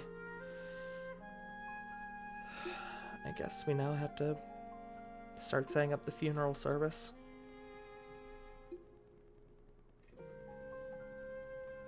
Corey looks between her and the other priests. What can I do to help? May I help? I'm not sure if this I guess helping is private for some people. The other priests all actually look to Diana for input. And Diana goes, yeah, I just need a couple minutes to think, and I'll have something that you can help with. Okay. I need to gather my thoughts and put all this together.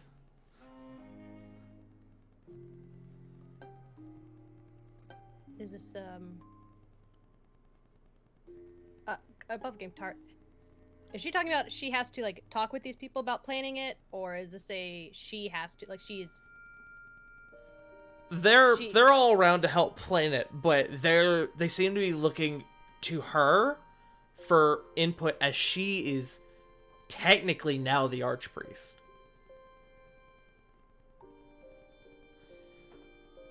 So it looks like they're looking to her for what should they do next.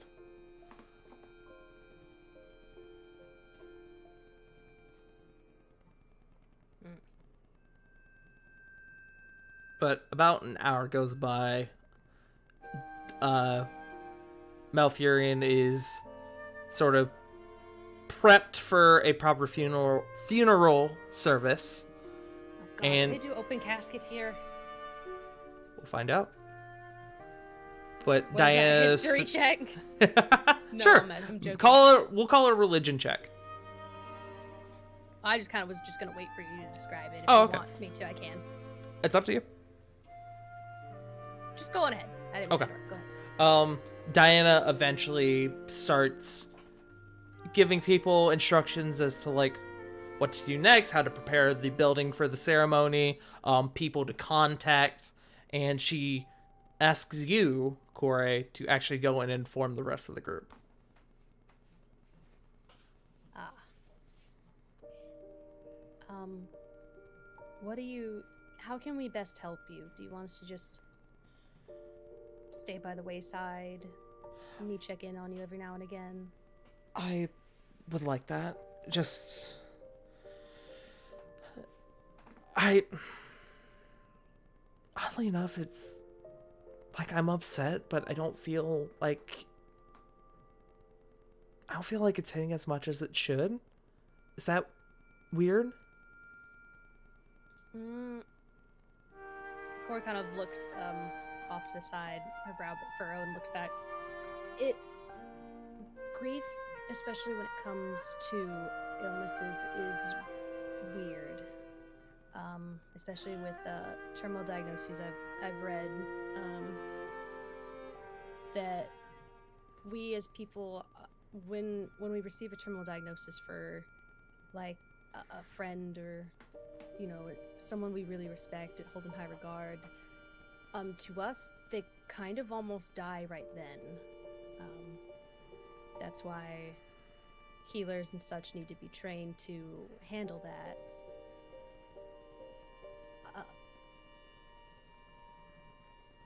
And we've been helping him, taking care of him, palliative care for a while.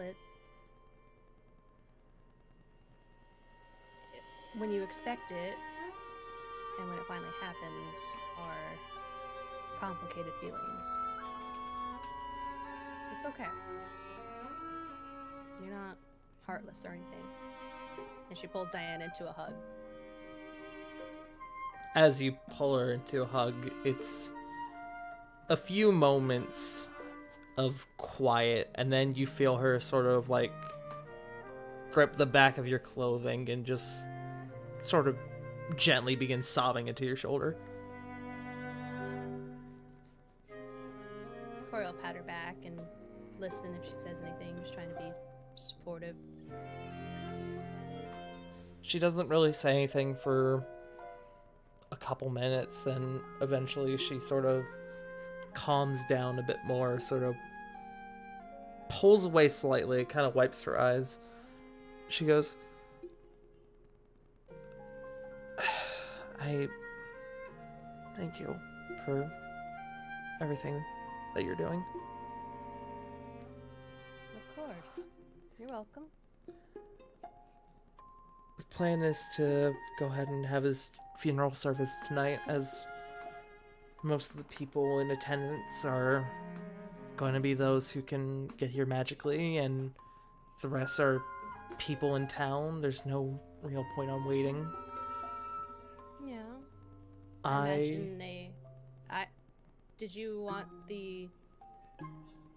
How do you do things here? Some people cremate and some people, I guess, have an open ceremony?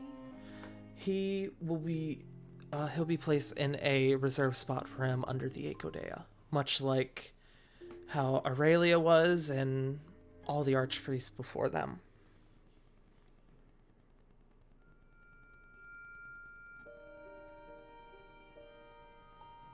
Tard, I feel like she didn't understand the question.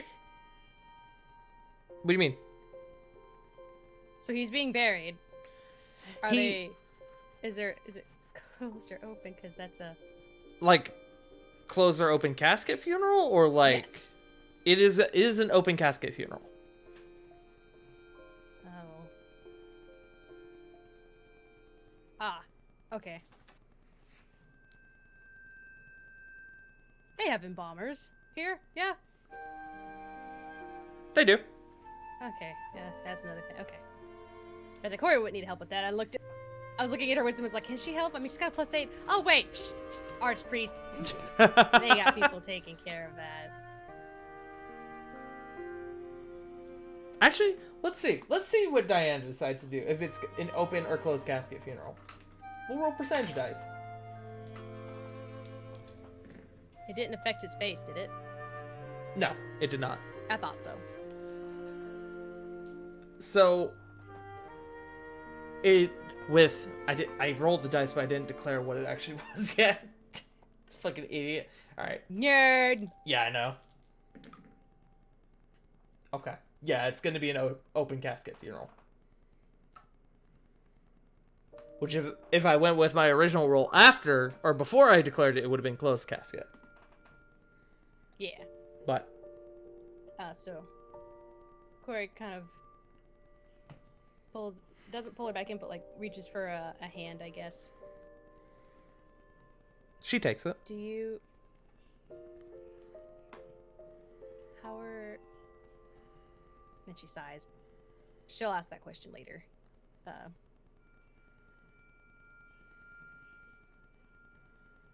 Are you alright? Grief is hard for anyone in any situation, whether it's family, friend. It's not linear either. You may experience, similar feelings again. She sort of squeezes your hand. She does that thing where she like rubs her thumb against like your knuckles. Yeah. And she goes, "It hurts, but I'll be all right with you here." She gives like a gentle smile. You can see her eyes are still kind of red. Cora looks into her eyes. Well, I'm not going anywhere. So, and she'll pull Diana's forehead to hers. I love you, Diana. I'm not leaving you. I love you too. You can see as she says that, a couple tears kind of come down her cheeks again.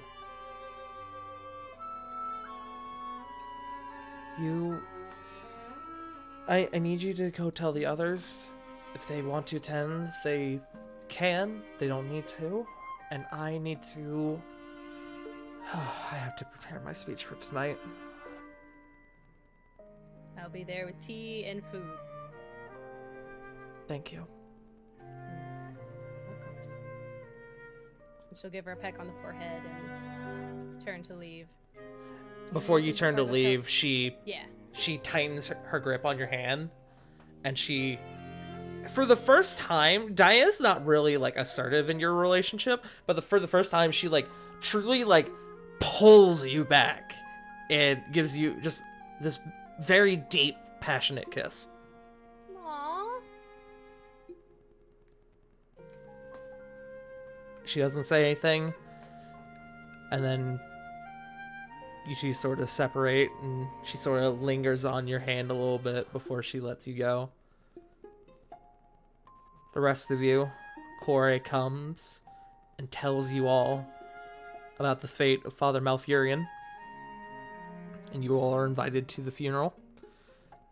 If anyone wishes to attend the funeral, speak now or forever hold your peace. Seems important to Corey and Diana, so yeah, may as well. Yeah, we probably all should. Out of respect to both the position of this man and to a good friend. Yeah. But we'll go. Is Flit bringing Toshi? And is Sarah bringing Raven?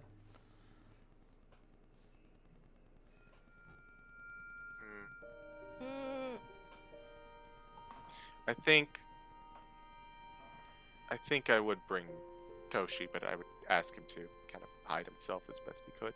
Okay. Stealth Sarah- check for Toshi. No, I'm just kidding. Sarah would bring Raven so that there's a fluffy puppy to cuddle. Okay. So Corey you will all... ask that that Raven is brushed and Toshi is shined. I don't know. Prestidigitation. Is he shiny lizard? Yeah, exactly. Wax on, We're gonna- wax off, wax on. We're gonna buff out all those dents in Toshi. I mean, that's like, what, years of use being with Reno? Probably. Hmm? But you all spend the day, and even though Jericho's not here, Jericho will attend the funeral, as the rest of you are. You all spend the rest of the day prepping for the funeral, bringing flowers, getting outfits, probably renting outfits unless you all wish to actually buy a proper outfit for it. And that night, you all go attend Malfurion's funeral. Are we wearing black or white? Like, what's the... Some cultures are... White is death. It would just be all black. Okay. I was wondering for my own, like, mental image. It's like, wait a minute. Right. Some cultures do death differently. Hold on. Yes.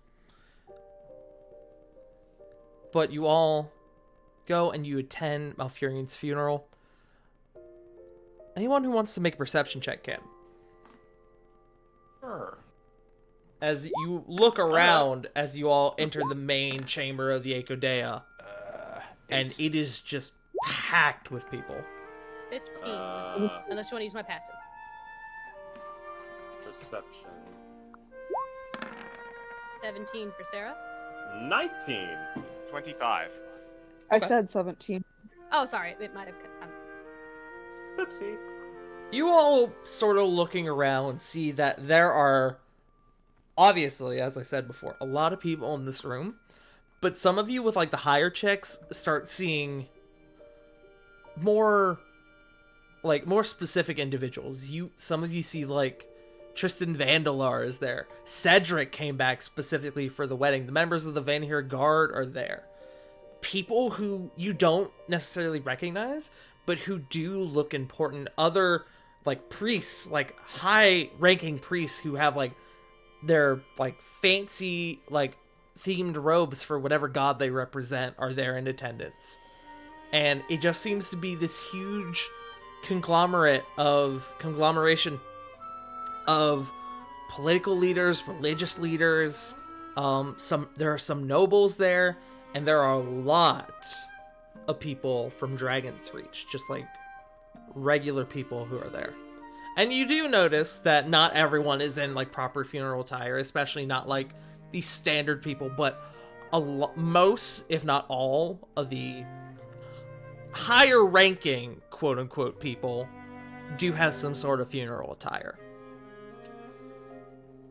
The service goes on, and a lot of it is anyone who wishes to go up and speak their mind about Father Malfurion and what they knew about him, how they felt about him, a lot of his accomplishments, and the wonderful things he had done for not just the people of Dragon's Reach, not just the people in Asterios, but for quite a good number of people from around the world. And eventually it begins to dull down, and then Diana walks out. Let me change the music real quick.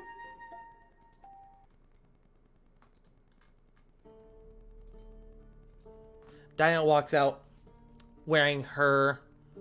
Actually, no, I want a different song. Hold on. Let me pick a different song. Let me pick Shadow Song. Next! That's not sad. Flip this record! Roll for initiative. No. Yeah, I like that. Diana comes out wearing robes similar to that of what you saw on Father Malfurion Kore.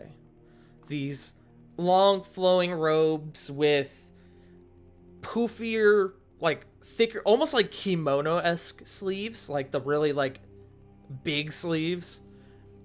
And they're in blue, just like what she normally wears. There are hints of gold in there, and you can see that in the center of her chest is the symbol of the Echodea, which I don't think I've ever properly described the emblem of the Echodea before.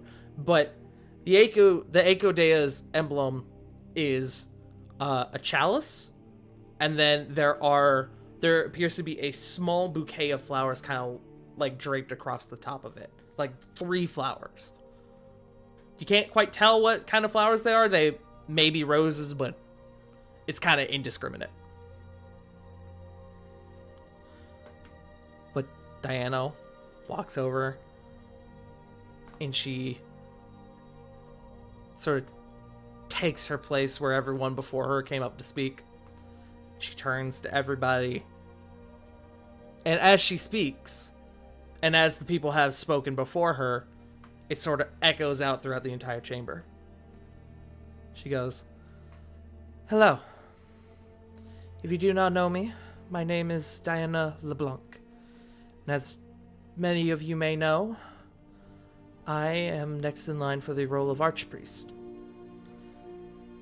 And I would like to take a moment to say thank you, all of you, for coming today.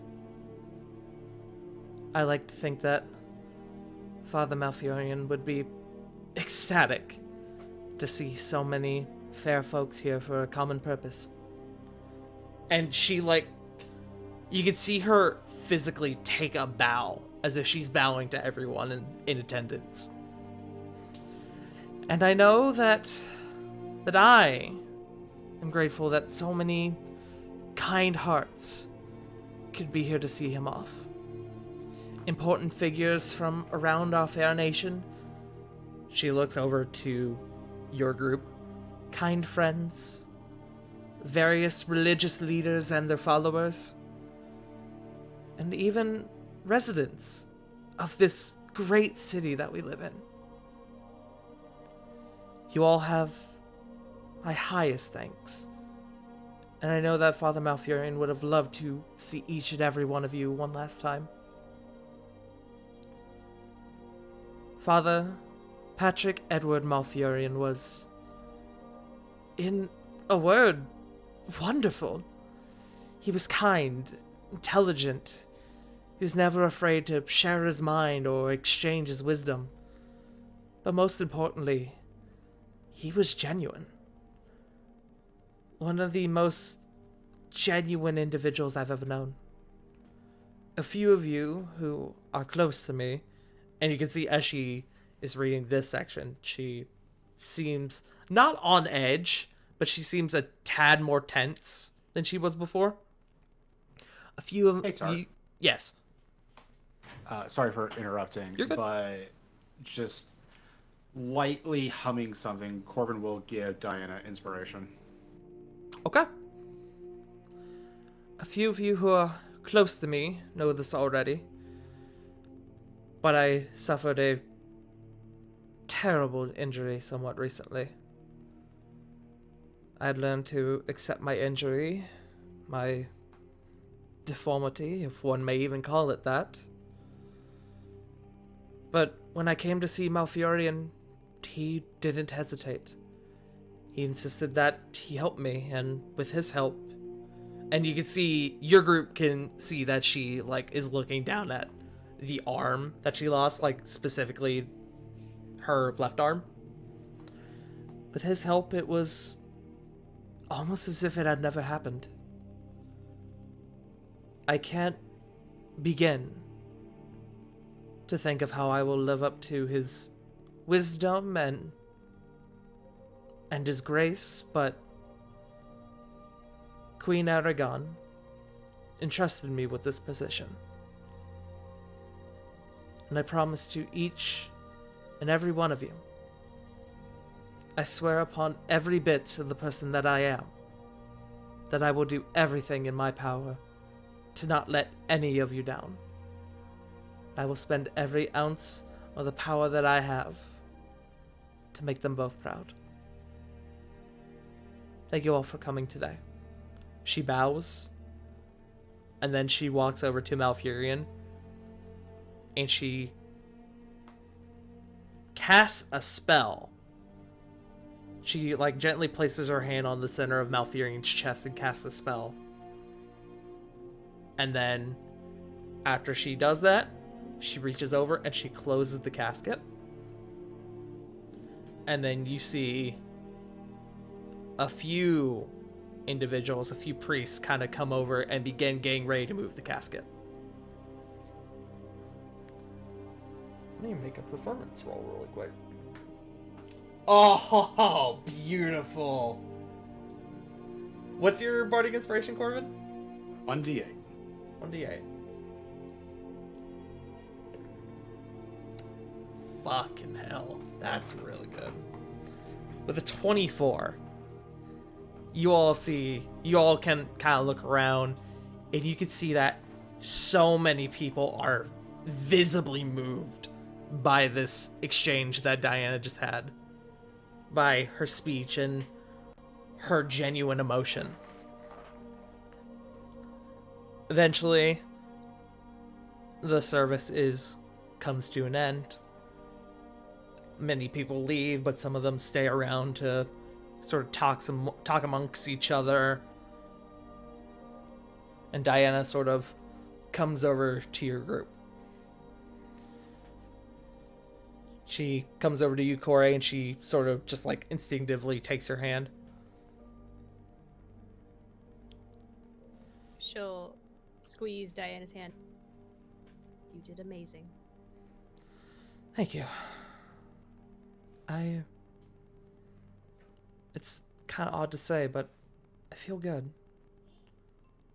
I feel like I did right. You did. Thank you all for coming, by the way. I know most of you didn't know Malfurion quite like myself and Corey, but I do appreciate it.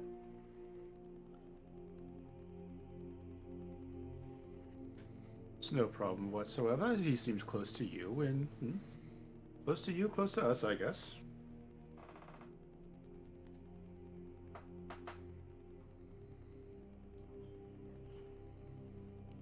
We're here to support you.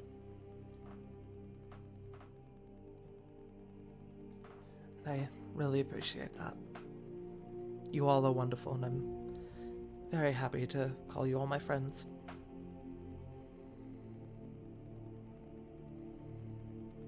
Corey squeezes her hand again. She kind of looks down at your hand, kind of looks up at you, and with kind of care so she doesn't knock her archpriest hat off, she sort of kind of like nuzzles in a little bit.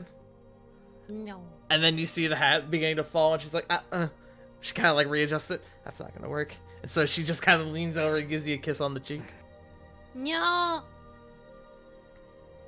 wonder if we can work hairpins into that, because that seems Maybe. difficult. Maybe.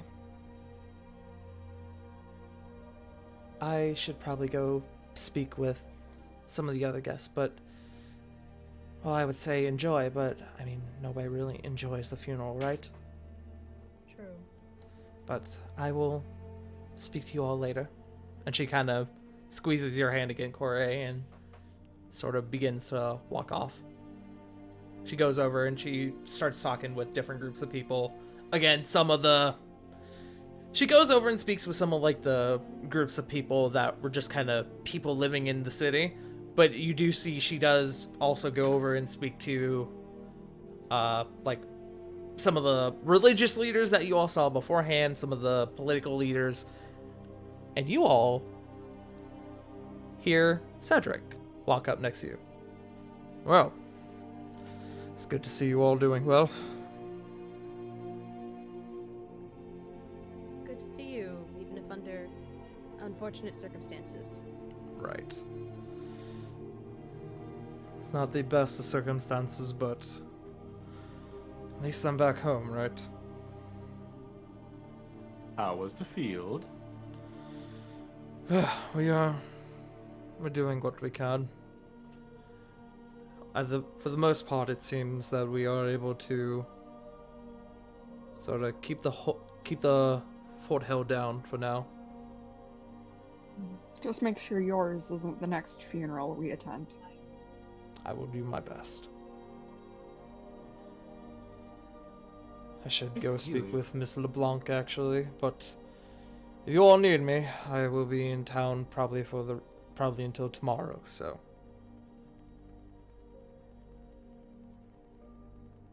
Quick question, Tart. Yes.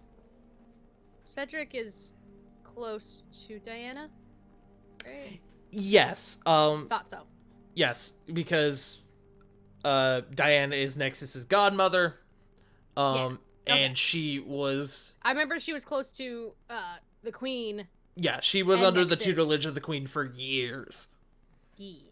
Enough so they're close enough to where even after the queen passed away, he was like, yeah, you're going to be the child's godmother. Before he goes, though, Corey will reach for his sleeve, I guess. Okay. You sort of grab his sleeve and he sort of turns around. Oh, yes. She did great today, right? It wasn't just me that thought so? She did wonderfully. Good. Will you tell her that as well? Because I'd tell her, but it would feel better coming from you. It would also look better, you know, as well, having the king's support. He sort of looks over and sort of Mhm. not stares at her, but he kind of like almost like gets lost in thought for a moment and then he turns back to you. I can see why my wife chose her. I can too. Sort of gives you a slight bow, and then he goes over to talk to Diana. Good. While you guys are here, is there anyone specifically anyone wants to talk to?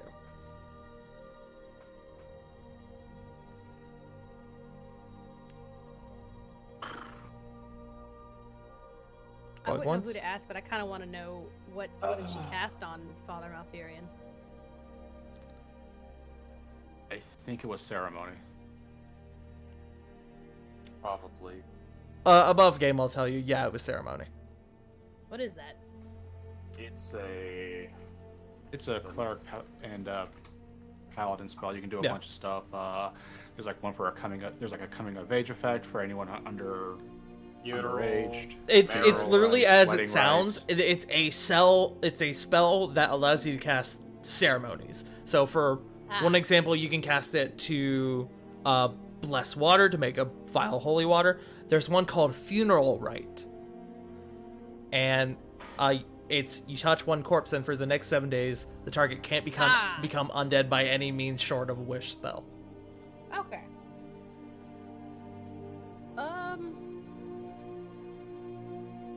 So we told Jericho about Nin, right?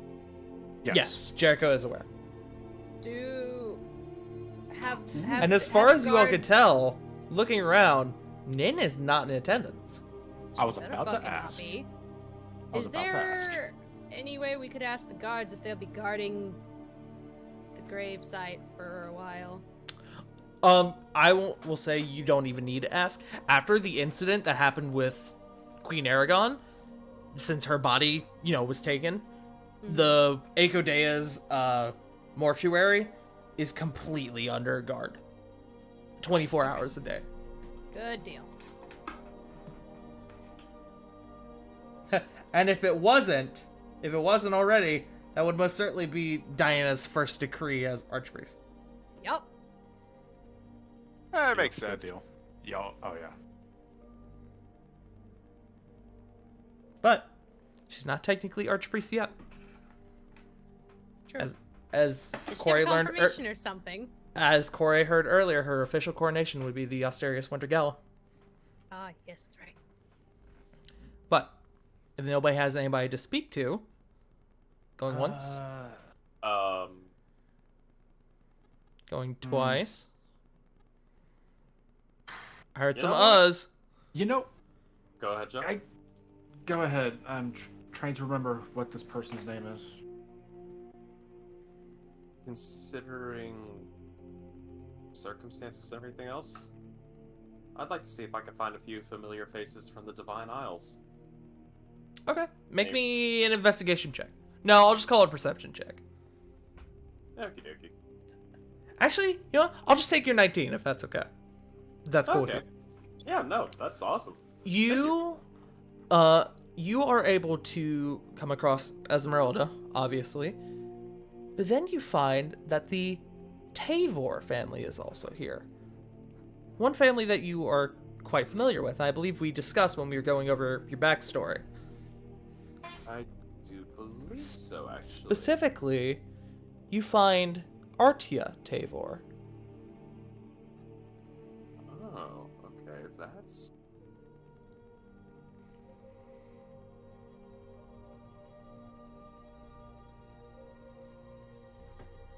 You know what? Ravon will he'll politely walk up and go, Excuse me. Artia Tevor?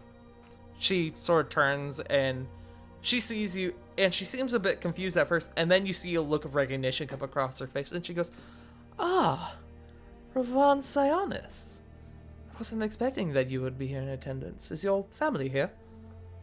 Actually, no. I'm currently acting as an agent of the, well, realm. I see. And what does that entail, per se? A very adventurous life that has a lot of ups and downs. But then again, compared to a prodigy, it would seem like it was boring. Oh, please. You flatter me. Yes, my family is...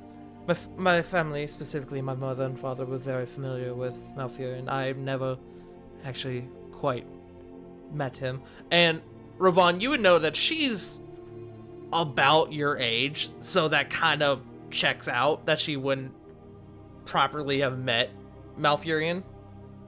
above game, I did want to ask this Tart. What is Artia's species, like her race? She is a human. She has beautiful blue eyes and this majestic lock of brown curvy hair. She is a very gorgeous woman, and you know that her father, you would have heard through your backstory that her father has been trying to set her up in an arranged marriage, and she is not about it. You don't know to who, but you know that she's not about it. Alright, I'm just typing up notes as fast as I can. Yeah. Okay. We didn't get really into many of the specifics as to what you knew about the family, just who you knew. Oh no, this still works. Ravon will still look and say, still, the fact that you managed to attend this ceremony. It's very nice to see a friendly face again, especially so far away from home. It is, isn't it? I know. She kind of looks around, sort of surveys the room. I don't really know most of the people here, so yes, it is quite a nice change to actually find somebody here that I know. I know we haven't become terribly familiar, or at least not in a long time, but it is good to see you. This is you. How long will you be staying within the city? Probably not terribly long. We'll probably be returning back tonight. Oh. Sorry to hear about that. It's alright. I believe we'll be back here in a few days for the Winter Gala. Perfect. Is your family attending the gala? I know your father attended a couple of years ago. I'm not so certain. I would assume so. If not my father, at least either my mother or my brother. But in the meantime, I shall still act as a representative of the family. Right. Well, However, sorry, go ahead. however, if you are going to be at the gala, maybe I can be of some assistance. Again, familiar faces. Best to stick together. Right. Yes, if in the event that you are in the gala, we could have a chat, perhaps share a drink. It would be nice to have somebody familiar there. Who knows? You might meet a few new people. I've already grown attached to a few friends here.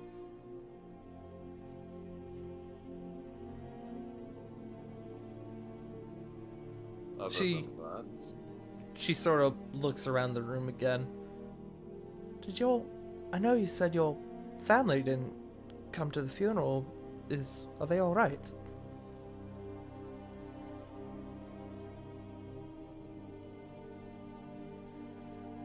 I do not know. I haven't been keeping in much communication. I've been too busy with work and, well, as you can see, the world is not so much a peaceful place as we speak. Ain't that the truth? She sort of takes a sip of her drink. Hopefully this whole thing will blow over sooner rather than later.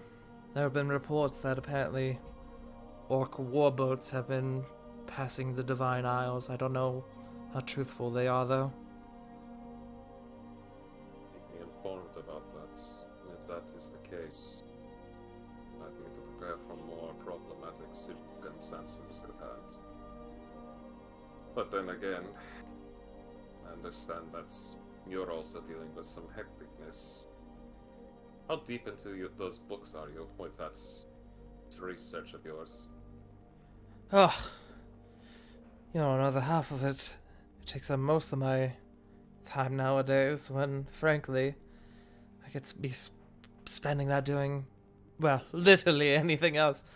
But, I mean, the family business and all. You know how it is. Believe me, I'm a middle child. I'm very well aware. I'm sure you are. Well, it was good to see you, Rovan. I need to go find my family and make sure that my father has not drank a bit too much. But it was good to see you, and again, if you are at the Winter Gala, perhaps we could share a drink. Look forward to it. Lady Evore.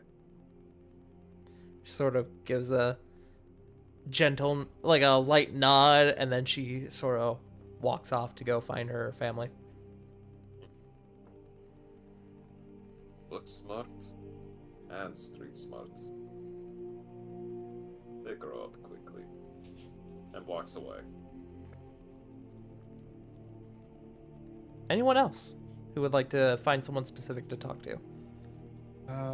Yeah, Corbin would like to go talk to Tristan Vandalar. Okay. And as he's like walking up to King Vandalar, he paranoid. He's gonna be kind of keeping a lookout for if anyone seems to be from the Feywild. Make a perception check. Okay. Probably not gonna happen, but 22. Not that you can tell, but it is at the same time, you don't see anyone familiar. Mm-hmm. But there's no proper way to really tell where someone comes from just by looking at them. Yeah. Because it's a fantasy world and everything's fucking wild. But everything's fucking Feywild. But you don't see anyone you recognize. Like, recognize specifically from Novilus or the Feywilds. Okay, like I said, it was just a Yeah. passing Anxiety, thought. I get it. But you start walking over, and you see that Tristan has just finished up a conversation with some other religious leader, from what you can tell. Make me a religion check really quick. Religion, where are you? There you are. 5. You have no idea what they represent. Freaking material plane religions. I don't really care. But he has just like finished up a conversation with someone, and he's just kind of like pulling away. He seems to be looking for someone else to speak with. Probably going to annoy the crap out of him. But yeah, Corbin's just going to slide up. Hello, Your Highness. He sort of looks over to you. Ah, you are one of Cedric's. Yes, I just wanted to come and check in with you and seeing how everything was going on down in your kingdom. I wish to apologize for my attitude the other day. There's a lot going on, and having the news of someone of, I shouldn't say your party because it wasn't probably your fault, learning that half a city block was caved in did not exactly add any benefit to my day. But it is unfair to take that out on your group.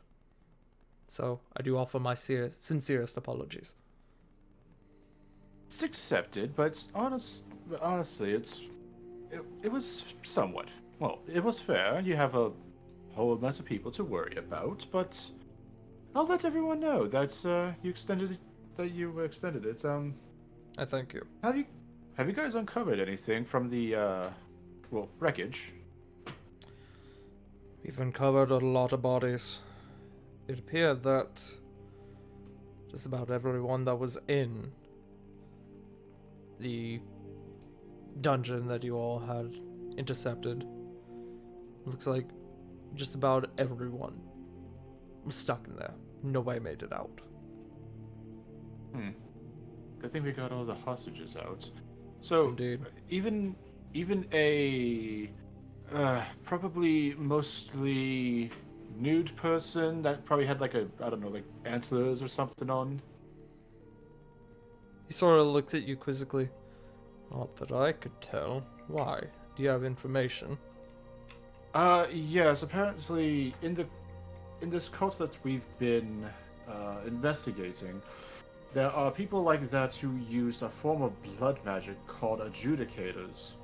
As you say blood magic, you can see his expression he sort of straightens up a bit more, I guess you could say. The moment Corbin sees that, not like yours, don't worry.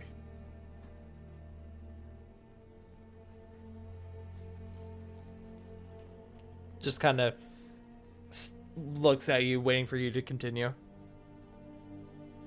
And we've been kind of warned about something, like some of their capabilities, but we don't really know too terribly much about them. If one of them is dead, then thank well, whatever God's listening. Indeed. I will let my men know that is incredibly serious. Thank you for this information.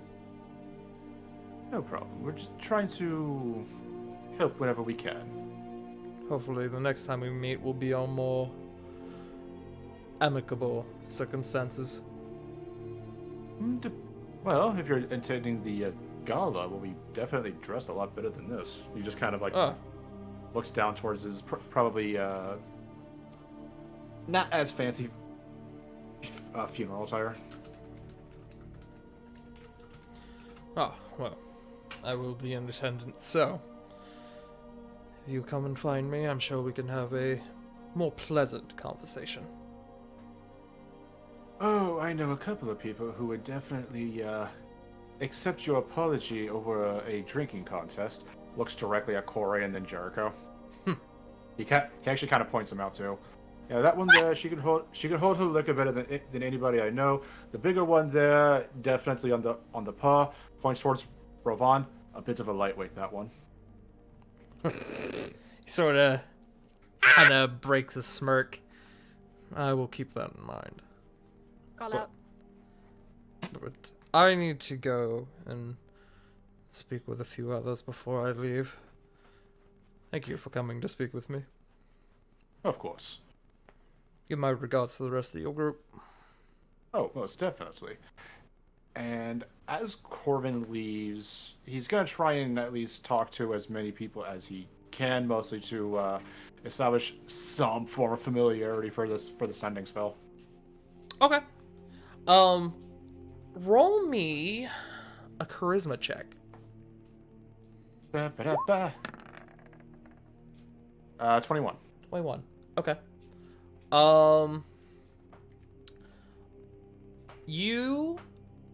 I will probably give you a small list of people that you actually talk to within the next week, if that's okay. That is completely fine. Cool. I'll roll up a few people that you end up not really making proper connections with, but at least you have the knowledge, so in the event you want to do a sending spell, you can. That's fine. Alright. That's all I got. Alright. Anybody else? Going once. Going twice. Alright. In that case, everybody eventually departs.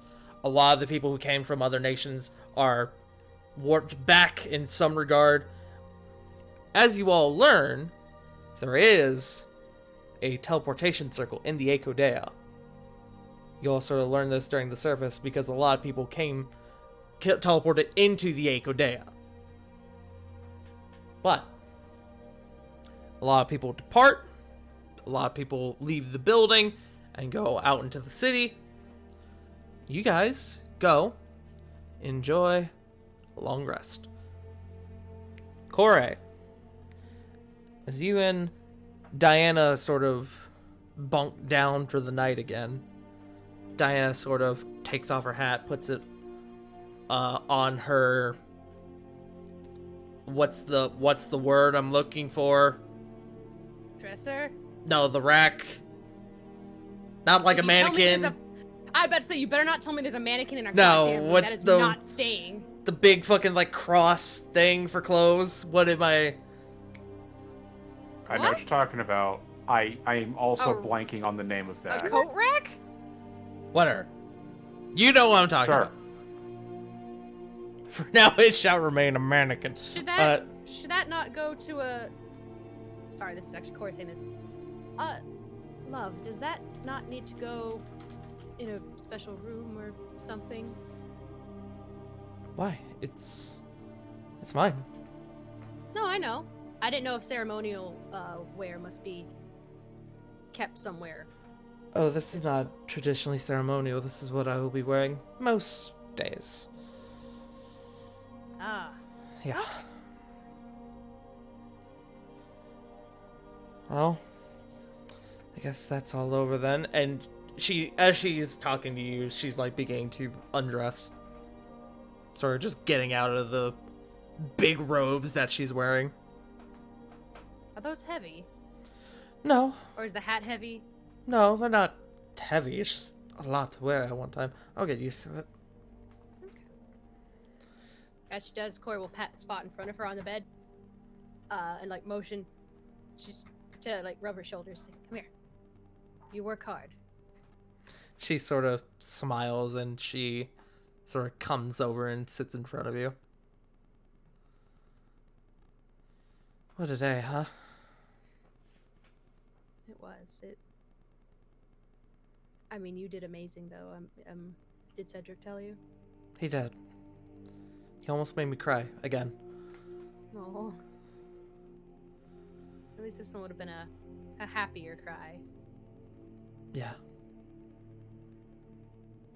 I started thinking about how Nexus is gonna miss my coronation. And you guys hear her voice breaking just a little bit as she says that. It's Yeah, I was about to say, Corey feels like a knife go in her fucking heart. It's difficult. It's really difficult. I keep trying to put away these thoughts, knowing that sometime soon, hopefully we'll find him, but it's hard, you know? We'll get him back. And he'll have a lot to catch up on Yeah. when he does. Yeah. I guess I'm just nervous. Anxious. I don't know. That's fine. It's okay to be nervous. I'm anxious to get him back as well. We all are. She sort of kind of like mid shoulder massage sort of like leans back like into you, kind of just like nuzzling into you. She'll take Diana's hands now that she's leaned back.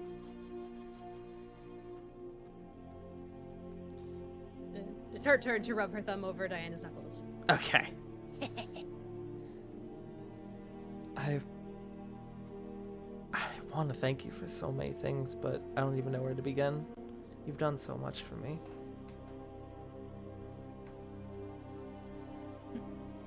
I can't think of what I've done other than tease you occasionally, although you give that back and then some. I guess I do. Ah, I know. You're welcome for keeping you hydrated and fed, because you don't put things down very easily at all. You know, you didn't need to say it, but you did, and you're right, Mm-hmm. and I'm sorry. No, don't be sorry. It's not an I'm sorry thing. You're dedicated to your work. The only thing that needs working on is just remember to take a break every now and again. I wouldn't change your dedication or how much you care for different things or people. That's nothing to be sorry about. Don't worry. Yeah, I know. She's got a light smile on her face, and as she sort of looks down at her hand and your hand together, and she sort of frowns again, and she goes, you know, once the gala's over, I probably won't be going on too many adventures with you guys, right? I'll try, but I mean, not going to be able to go on as nearly as many as we were before. I know. And that's fine because it will usually keep you safer. But I am going to miss having you around more often. I guess I'll just have to stick around here and not get mad at the walls for existing. I mean, they're very pretty walls. It's just I don't know how you do it, because no matter how pretty a building can be, if you have to be in it for long periods of time, it begins to feel like a cage, and no matter how pretty a cage is still a cage. We'll figure something out. But what I do know is that I'll be here whenever you get back. You just have to promise me that you'll come back. I will do whatever it takes to come back to you. I promise. Damn right She'll you lean will. down and give her like the Spider-Man kiss. Yeah. She says, damn right you will. And she, as you go in for the Spider-Man kiss, like, grabs the back of your head and pulls you in. Cute! And as you pull away slightly, she, like, is holding your face, and she goes, I love you. I love you too. And that's where we'll call Satan. Hell yeah. You all get the benefit of a long rest. 7 days until the Asterios Winter Gala. And that is where we're going to take our break. A bit of a Ooh. later break, Deep stuff. but events had to Deep happen. stuff. Yeah. Yep. Yeah. Cute as fuck, my heart! That was the big event where I was telling you, Punk, like, I could do without you, but I would really like you to be there. Shut up! I would really like for you to be here so I can kill this man. Oh my god. I need you Rockwell, here no. so he can die. I would like to kill You the are Pope. detriment to. You are I detriment to was his about passing. to ask. Okay, wait. Diana's hat. Is it in fact a Pope hat? It's very Pope-esque, yes. It's a Pope hat. Okay. Pretty much. It's made for a rabbit, you see. All right, I am going to go grab a sandwich. Yes. Hey, CJ, I'm sending you the thing. But yeah, it's a Pope hat with a small, like, silver tiara-esque sort of thing around the base. Mmm. But, ladies and gentlemen, thank you all for joining us so far. We are going to take our bio break. I have a few people to thank. I would like to thank JFrost747 for the host, and I would like to thank my dear friend Wicked River 97 for the rain with 9 people. Hi, River. Hey, River, We love you. River. Oh! Oh! How fucking dare you? I'll get to that in a second. But River is back to streaming again, y'all. Yeah, they are. River is... Hope they're doing well. River, I miss you, love. Riva, we miss you so much. I hope the move was okay. Let's get together soon and do more, let's get beat up by Kyogre more. How's that sound? Woo. Yeah, that sounds like fun. But, One of these days I'll play Sapphire. I've never played that one. It's Dynamax, right? But well, I know that they don't have 3DS titles on the Switch yet. not yet. Not yet. Yeah. Maybe soon. I would definitely play Omega Ruby and Alpha Sapphire on the Switch. I would. And cry because I didn't get a shiny Lulu. Wooloo. Oh no! I'm sorry. Oh, right. There was an event. But, River, Yeah. thank you so much for the raid. And I'm glad to see you back again. I need to thank this fucking nerd punk for the 5 gift one for the tier 1 gifted subs. To Bloody, Vin, Charfair, Kaz, and Yakiniku Party. And I need to thank Stalker16 for the raid. The raid? The host.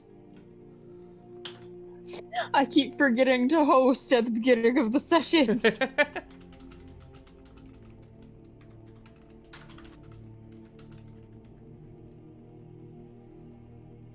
But yeah, thank you all for joining us. We are going to take a small break, and we'll be back in just a few minutes. I'll change the music to something not quite as sad. Hope you guys like that funeral scene, by the way. Oh, that was Oh, yeah. beautiful. Gorgeous. Absolutely. That was good. All right, I'm gonna go get some water. I'm gonna use the bathroom, and I will be back.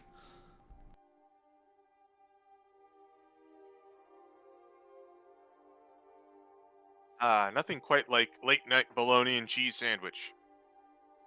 Hell yeah. Mm. But Hazy G, you got my DM, right? Yeah, I'm looking at it now. Okay, cool. Like I said, if you want to, yes, like I mentioned, please use a different color if you want to make edits. No, I hear you.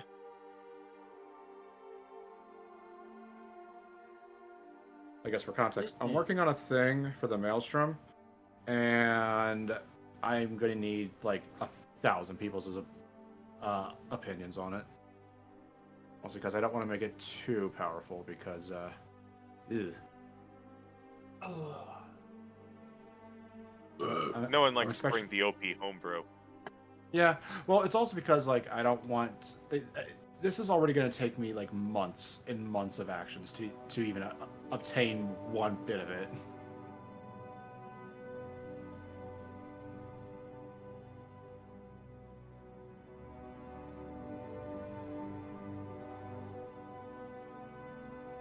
Adventure! I was reading our fucking general chat. Corey goes off on an adventure. Adventure time! Come on, grab your druid. Go to very distant Miniman. Are you Jake or are you Finn in that instance? Oh, God. I'm guessing Jake, because you. I'm can keep him. guessing. Yeah, I was guessing Jake because I can change forms. Shit. Okay, hear me out. Corey accidentally walks into a one shot.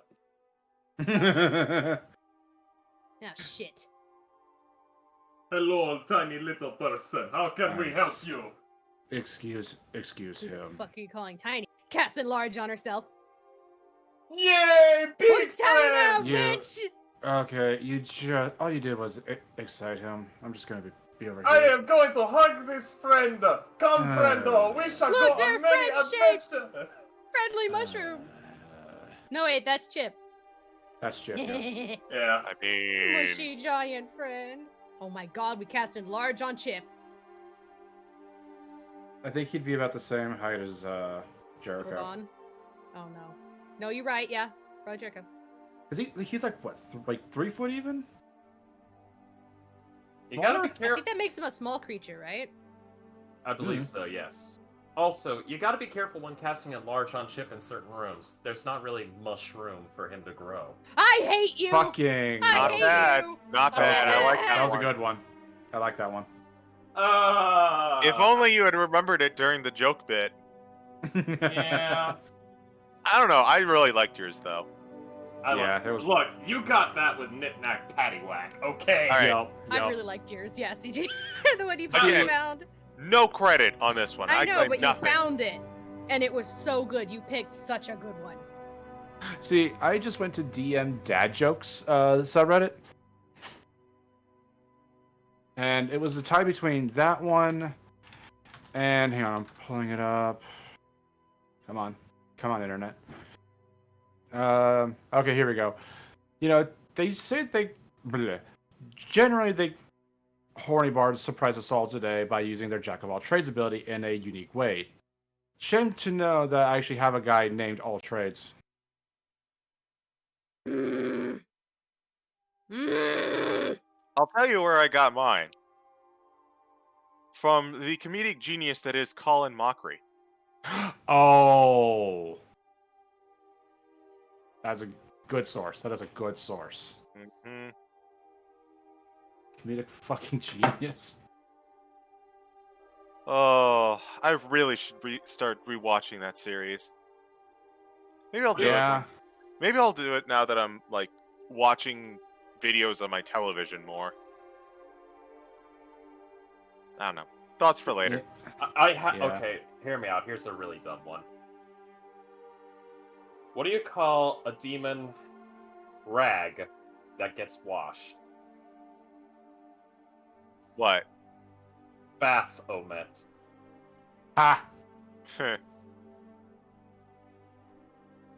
See, I have a few that I probably can't share over stream, mostly because those involve people's real names. Because, my god, it's too easy. Oh God, Joe. Oh God. Guys. Straight from channel 387 of the Abyss. Orcus Porcus. Ha. Now on Halloween channel.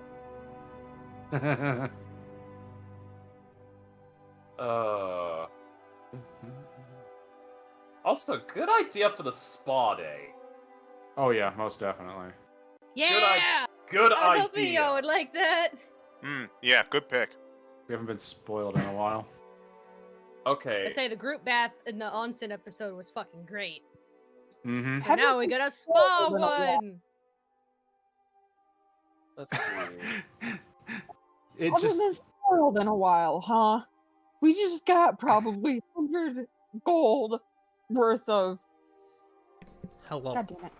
I am back. Welcome back. Hello. What'd you guys talk about? Spa day. Oh, Spa yeah, day. spa day. Good idea. Puns. Because we keep circling back to puns today for some reason. Colin Mockery. So Yeah. my favorite moment, moment during the death of Malfurion was when I had changed the music and I said, "Cora, you wake up," and Diana's not there. Punk messaged me in all caps. Did she just dump me? I don't trust you. I get worried. I know, but I Punk, mean- like I told you, if I were going to do that, I would tell you because I know you have anxiety. And I would tell you that above game. Why did you dump me? Is it because of the arm loss incident? It's because of the arm loss incident. It's because of the arm, isn't it? It's because it was my fault. I knew it.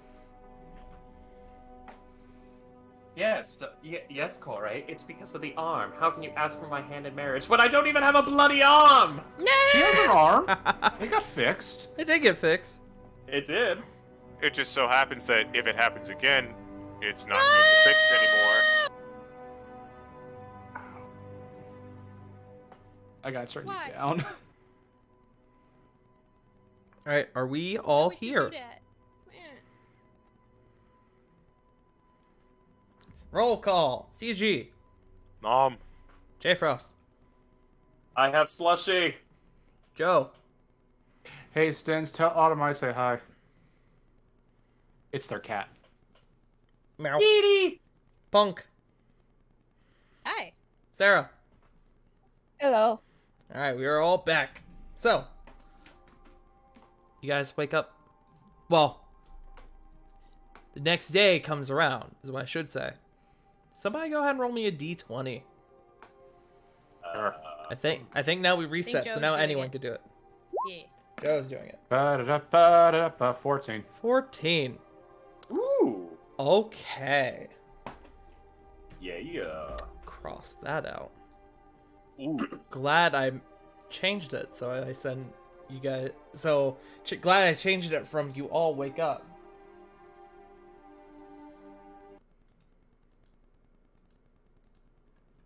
Let me find the song.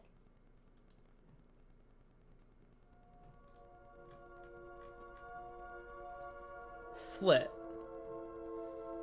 In the middle of the night, you hear a noise from inside your room.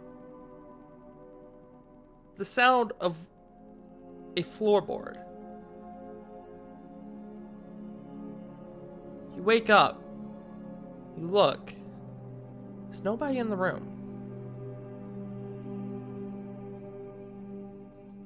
Huh.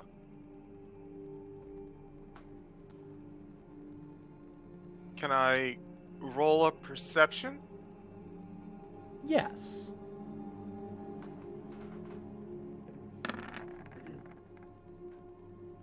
25. 25. It takes you a moment to sort of adjust your eyes in the dark. You look over and you see that Toshi seems very uneasy. Like almost visibly nervous. And right as you're as soon as you go back to scanning the room, you see that next to you in the bed, there appears to be a gentle warble in the air, kind of like camouflage. And then you feel two hands grab you by the shoulders and press you down back onto the bed. And the invisible form of a drow man sort of begins to reveal itself. Oh no. You recognize this individual as Fallow. Oh fuck. You have matured quite nicely. Her Majesty will be oh so pleased. As he talks, there's almost like a demented smile on his face.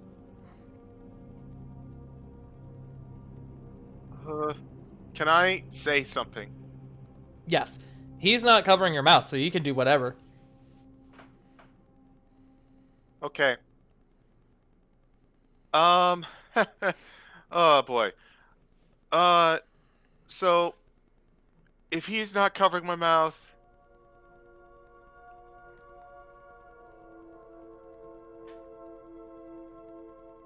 I'm getting out of that grapple. Okay. Where do you go? You have the entire room that you can go warp to. Okay, so I'm in the bed and Toshi's on the table, right? Mm-hmm. Okay. Toshi is like on the dresser. Okay. I'm going to warp over to Toshi and just kind of grab him and book it out the door. Okay.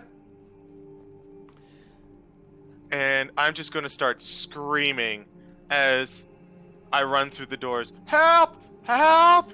As you open the door and you run out, the door does not take you to the castle. You run out into a field with pink grass, a beautiful sky above you, strangely shaped trees. Flit, you recognize this as the Feywilds. You hear a Flit. voice come up behind you.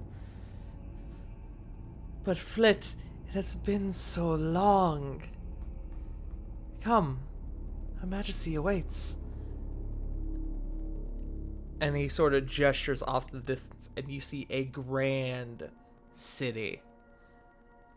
One more grand than you have ever seen before.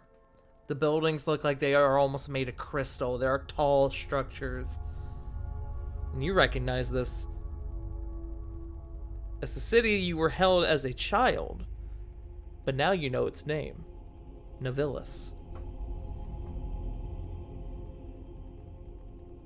But is in pure shock at this point. Oh. And as you turn back to Fallow, he's in your face and he grabs you by the throat. And he begins to choke you. And as he's choking you, you feel yourself. You feel your essence begin to leave your body as you are choked. And this goes on for a few moments that just seem to carry on for eternity. But as it comes to a point that all of a sudden you are pulled. Your very essence is pulled out from you, and you shoot up from a dream. As Fallow flies through the air and hits the back wall. Reno, at the door, goes, "You will not take her." Oh my god, Reno, I love you! And he casts a spell. And you watch Fallow begin to choke on the floor. And he chokes. He chokes. And you can see blood beginning to drip from his eyes. Hey, Tart. Yes. Would the rest of us have heard the thud of Fallow hitting the wall? Funny enough, no. Damn it. Alright, thank you. Flit, you watch as for an excruciating long amount of time, the very essence of Fallow completely leaves his body. And Fallow is dead by the hands of Reno. And you are safe. Reno comes over to you and he puts his hand on your shoulder. You're fine. He can't harm you anymore. And Flit will just immediately just start bawling in Reno's arms. It's alright. It's alright. Toshi sort of comes over and sort of begins to crawl up on you.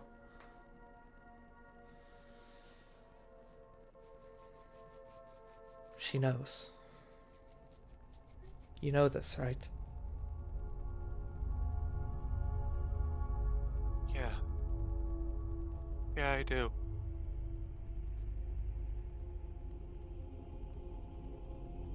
We need to leave.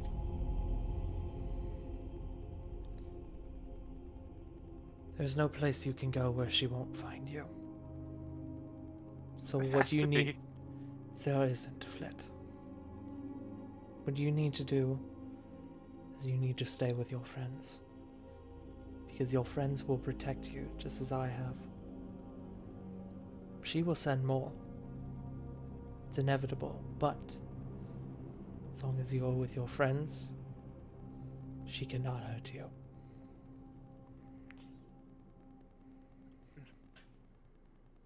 My friends.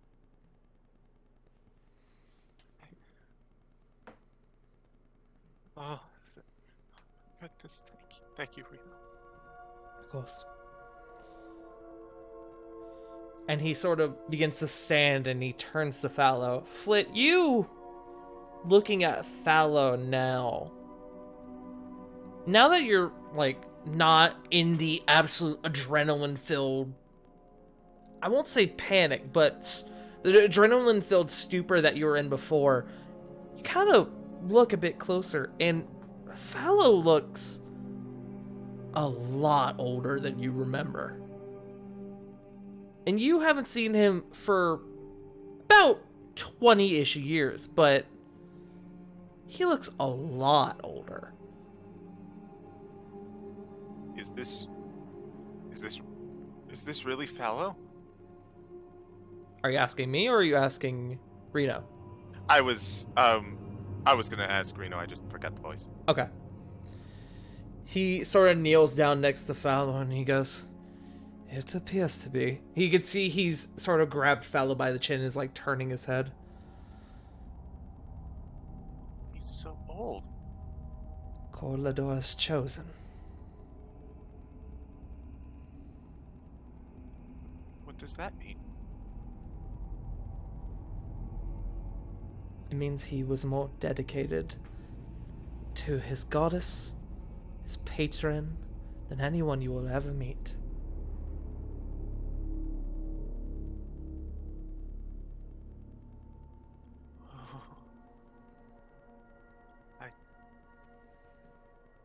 Reno, Yes, Flint.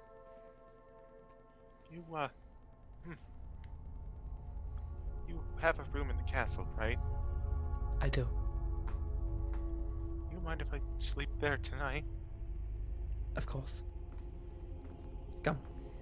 And he sort of he waits for you to like gather whatever you need and follow him. Flit's going to get Toshi, since it's currently the most important thing to her. She's gonna look at Fallow along the stair. And she's gonna feel something she doesn't even recognize. She's just gonna walk with Reno. As you stare, before you walk away, as you stare at Fallow, you swear for a moment you see him move, but you quickly shake it off as just the jitters.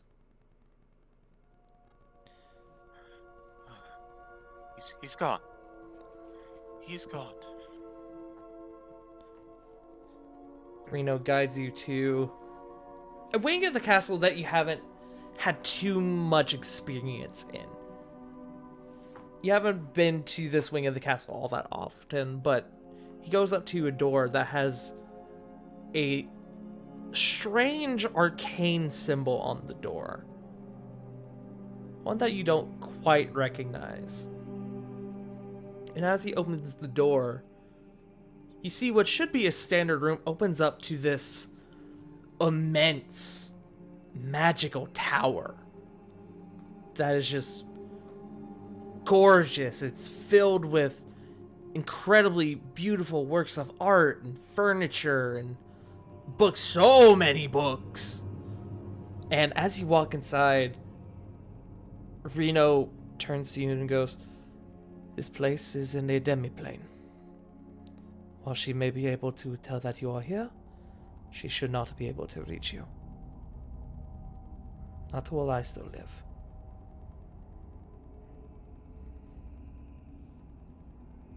Flit will nod.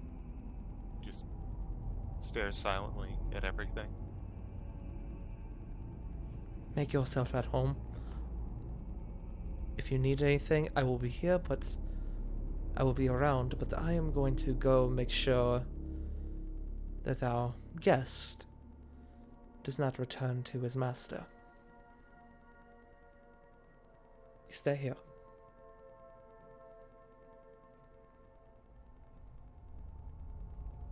And as Reno leaves, Flit will just look to Toshi and just, as gently as she can, just keep him close. She is not going to sleep tonight. Reno comes back a little bit later, about half an hour later, with an urn. He goes over to an empty shelf. And he places the urn on the shelf. And he casts a spell. And you watch this small arcane sigil form around the base of the urn.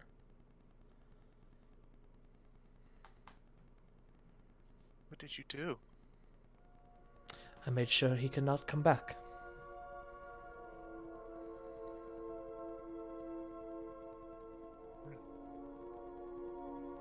Flit, with your passive perception, you can see that there is a small... Reno is wearing a rather simple gem necklace with 3 purple gems on it. You can see that where before they were all just kind of dull, just sort of hanging there, you can see that one of them is now glowing. Ever so faintly.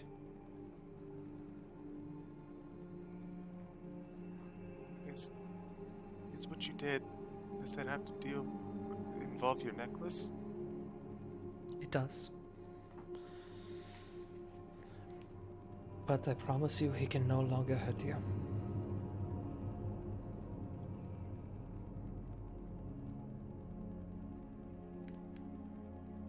And he comes over and he sort of... The place you're sitting, Flit, is sort of like a... It's sort of a circular hole in the ground, and the hole, the edges of the hole are like a whole, like, sofa booth sort of thing that goes around, and there's a table in the center.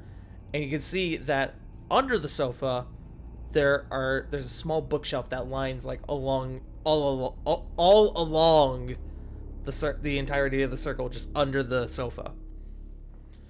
He comes over and he takes a sit across from where you're sitting, and he goes, I could tell that you do not plan to sleep tonight, so I'm sure you'll have questions. Now that she knows where I am, and that you have one of her faithful servants, do you think she'll be more aggressive? Aggressive? Perhaps. What I do know is that she will be far more persistent. She will send others, as I mentioned before, but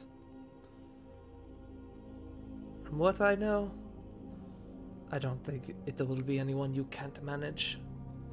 Not between you and your friends. But we'll look down to Toshi.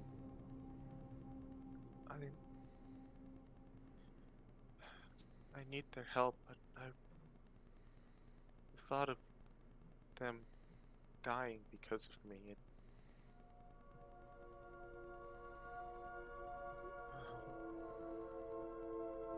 she's shaking and doesn't say any more on that front.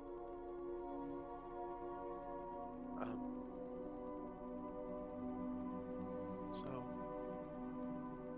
what did you do to him exactly?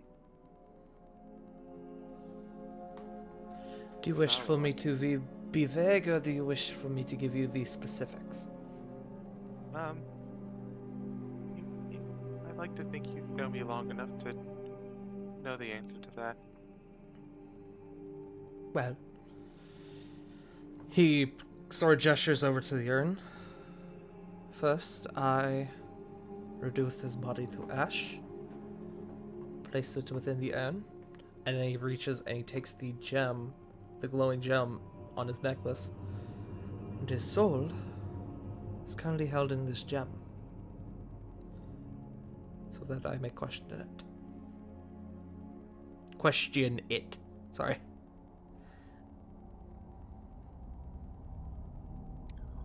She kind of cringes a little bit, seeing that his soul is in there.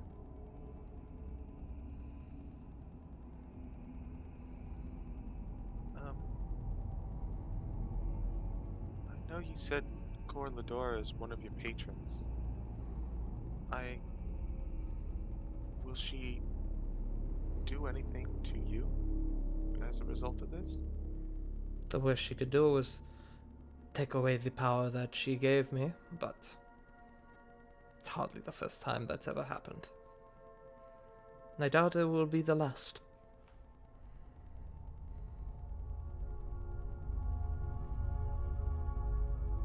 Flit kind of looks to the side again. Reno? Yes, Flit. I want you to be very truthful with me, okay? He sort of nods. Purses his lip a little bit and nods. I don't know if purse is the word I'm looking for. I think that's the right word. I really worth it? Say that one more time. It was just very quiet. Am I really worth all this effort?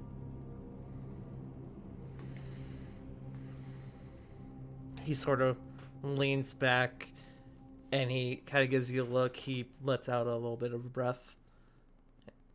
And you can see he thinks for a moment. You are now.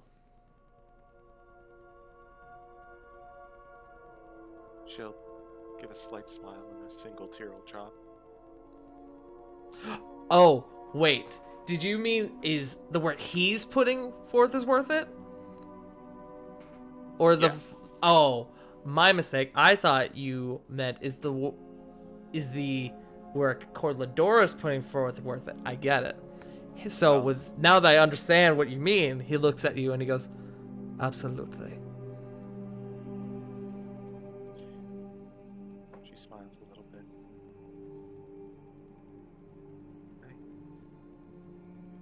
I don't know why she's so obsessed with me.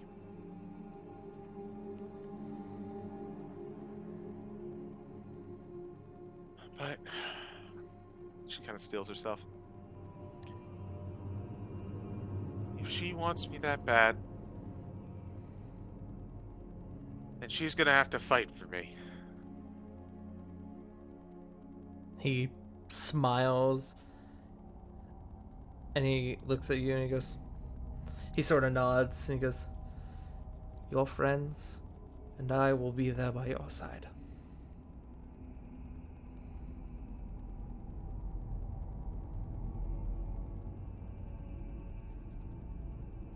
Are you,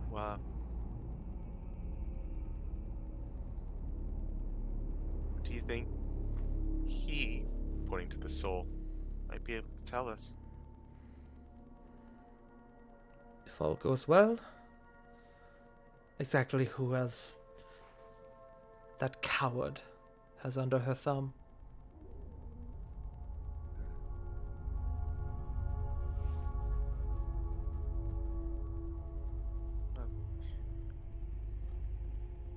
Flit will motion like she wants to say something and get up, but as soon as she does, she'll get lightheaded and fall back into her seat.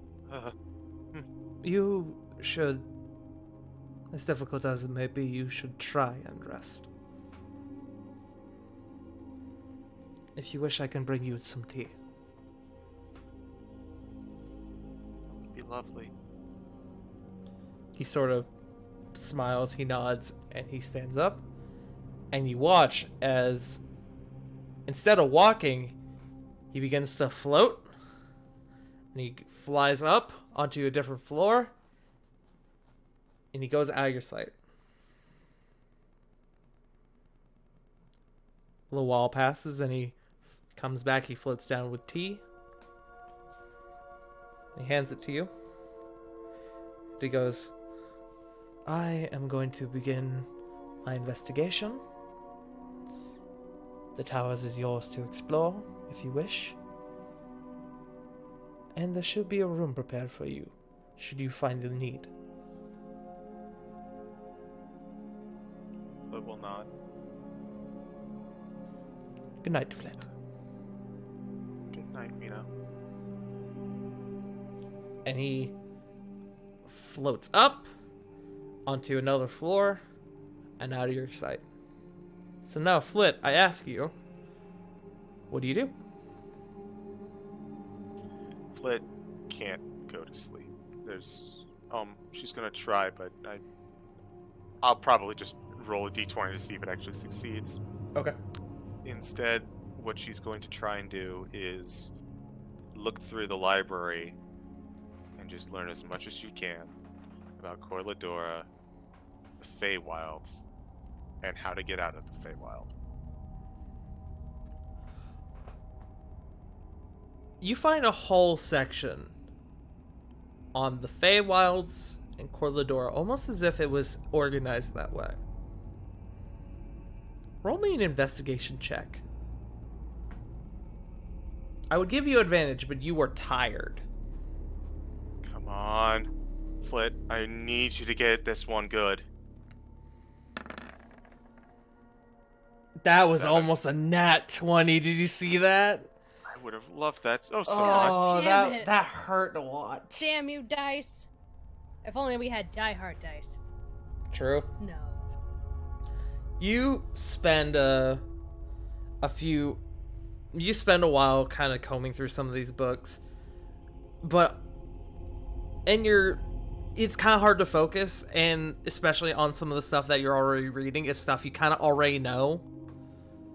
So eventually you just kind of think to yourself, I can't do this right now. I could try later, but this is not going to work right now. Failing at that, Flit is going to attempt to go to sleep. She's going to wild shape, actually, into a form fitting of her mood, to a small gerbil, tiny and shaking, in a giant bed. I thought you were going to say a Sable, and I was going to fucking boot you from the Discord. Hey, come on! Joke's on you, I own this Discord. Oh shit, you're right. CG, if we did celebrate Hanukkah with the dreidel song, just be Sable, Sable, Sable. Now, Sable alive. So you do go to your room, Flit? Yeah, I'm gonna go to my room. What would the most ideal room for Flit be in this current moment? Ooh, that's a good question. In terms of, in a design standpoint. I assume you want big bed. Big bed. You have There's super a big bed. Super big bed. There's a nearby dresser table with a equally comfy bed for Toshi, and nearby is a lot of fruits and interesting smells, like fragrances, basically. Mhm. So, also, there's a giant wall in front of the bed. I just walk through it like it's a door. Okay. That's exactly what you have. And as the added touch, as you begin to sleep, there is the sound of gentle animal noises, birds cawing, monkeys howling, I guess you could say. And just, you could say jungle noises that sort of play as ambiently in the background. That will end up giving you advantage on trying to sleep. Okay. I'm gonna roll a Constitution. If I roll high enough, then I go to sleep.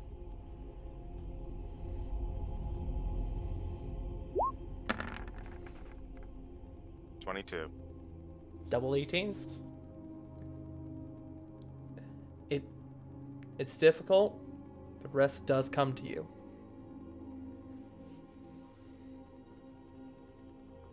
And we move on to the next day.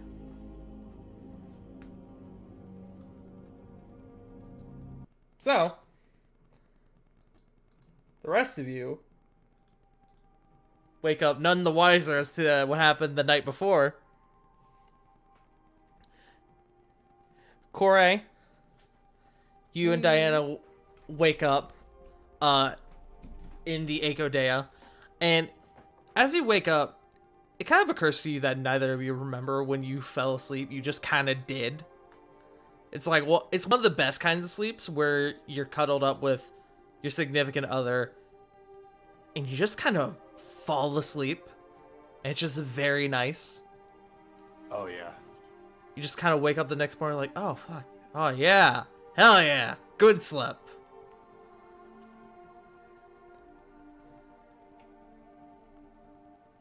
The rest of you wake up in the castle. Flit. You wake up in Reno's tower.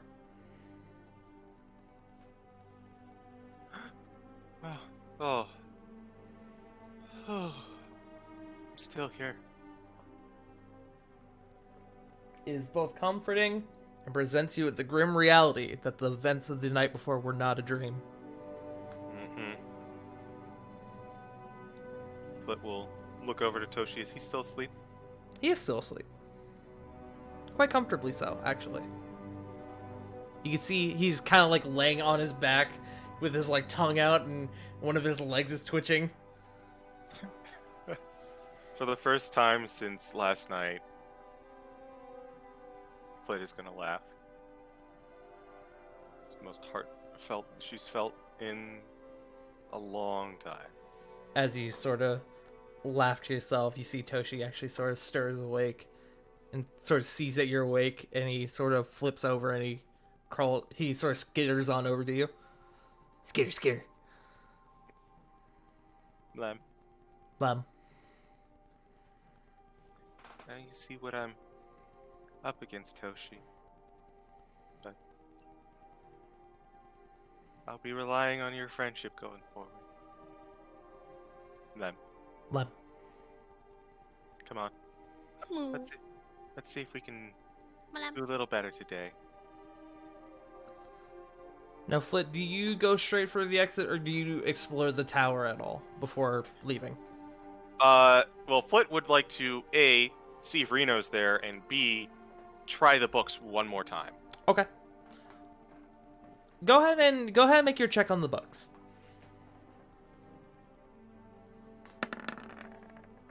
15. You sort of like snap into it and you really begin to start combing through some of these books. And as you're reading about the Feywilds, you come across a section about time distortion. And what you read is that, to sum it up, those who are not of Fey ancestry, or do not have the blessing of the Archfey, when leaving the Feywilds, suffer from time distortion. And so what that means is that for them, leaving the Feywilds and returning to the material plane may seem for just a moment, but in reality, could be anywhere from minutes to hundreds of years. As you're kind of combing over this section, you hear Reno enter the room behind you. Ah, you're awake. I see you took liberty to read through some of the books. I think it's probably about time to be a bit more proactive. Of course. He sort of comes over and sort of peers over your shoulder at the section you're reading. Time distortion. Yes. Is that why he was so old?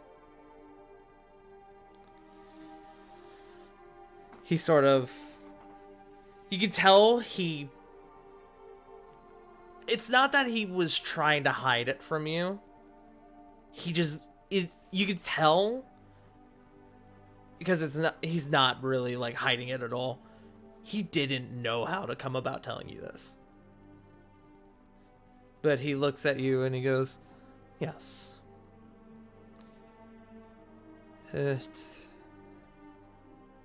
Flit, it has been a very long time since your time in the Feywilds. She blinks a little bit. I can tell you how long exactly, or I can leave it vague, if you wish.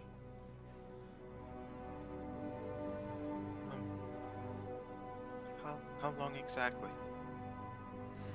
He sort of... Again, he...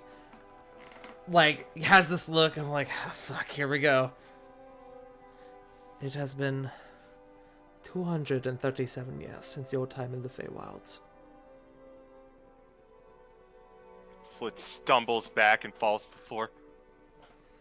He sort of, expecting that reaction, kind of catches you a little bit. So the chair does come out from underneath you, but he does kind of like help you up to your feet before you quite tumble to the ground. I know. I'm sorry.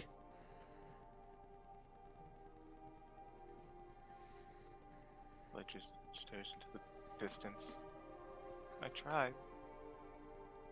Your family. I know.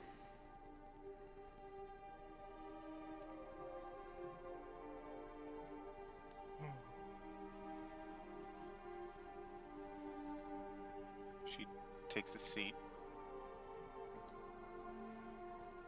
I have nothing to go back to.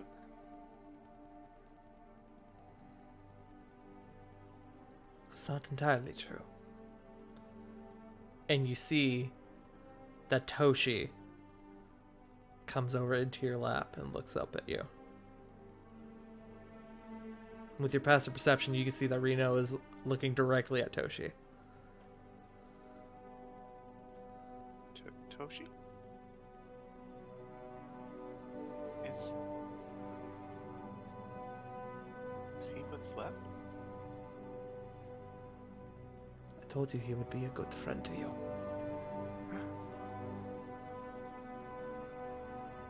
He sort of leans down and kind of puts his finger out, and Toshi, like, sort of crawls onto his hand. Everything. And as Toshi crawls onto his hand, you can see he shifts from your form into Reno's form. Everything that your tribe was and is now is you and this wonderful little lizard. While it may be unfortunate, it is better than being alone. He sort of puts his hand near your lap, and Toshi crawls off of his hand and onto your lap again, changing from Reno's form into yours.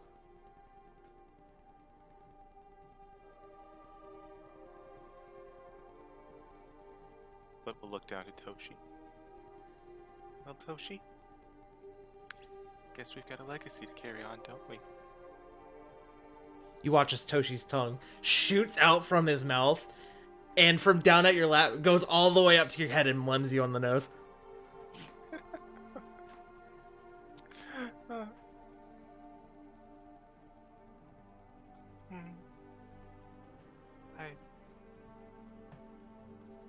I have a lot to process, but I'm so glad to have you both.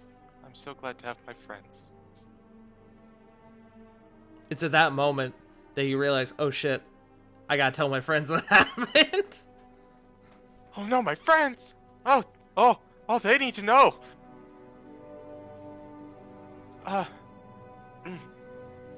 Reno, thank you again, but I really should go talk to them now. Of course, go. Go. This tower will be open to you whenever you need it, as well as your friends. Thank you, Reno. And Flit will dash out of the tower. Alright. The rest of you have sort of come together for breakfast again. Even Corey, you and Diana have sort of come to the castle to sort of regroup with everyone again. Yeah. And you all see Flit barrel into the room. Is Ravon chasing you again? Oh, he's right there. You okay? Guys! Oh my goodness. And she's just gonna go over and hug every single one of them individually. Oh.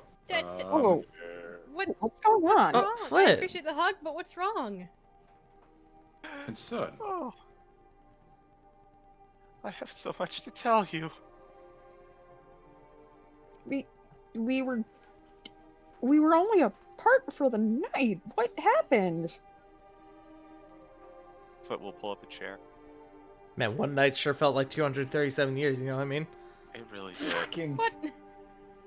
That's a lot of birthdays we're gonna have to make up. I have. Ah, shit, I'm already I should broke. clarify, Flit, this doesn't mean you are 230 however much years old. It just No. It just means that much time passed in a single moment for you. Yeah, I figured it was something like I got stuck in a demi-plane for 200 years and I've got like the Bruce Campbell at the end of Army of Darkness thing going on. Yeah. Yeah. Yeah. Groovy. So, this is gonna be a lot, okay? So, Should we make tea? Yeah, that might be a good idea. Hold reactions until the end of this. Goes to get the park bench. Go and getting tea. The park bench of safety. Yes. The safety bench. Where you can tell all your woes. So last night I was awoken by a visitor. Very familiar visitor. A very specific drow man. And he brought me to the Feywilds.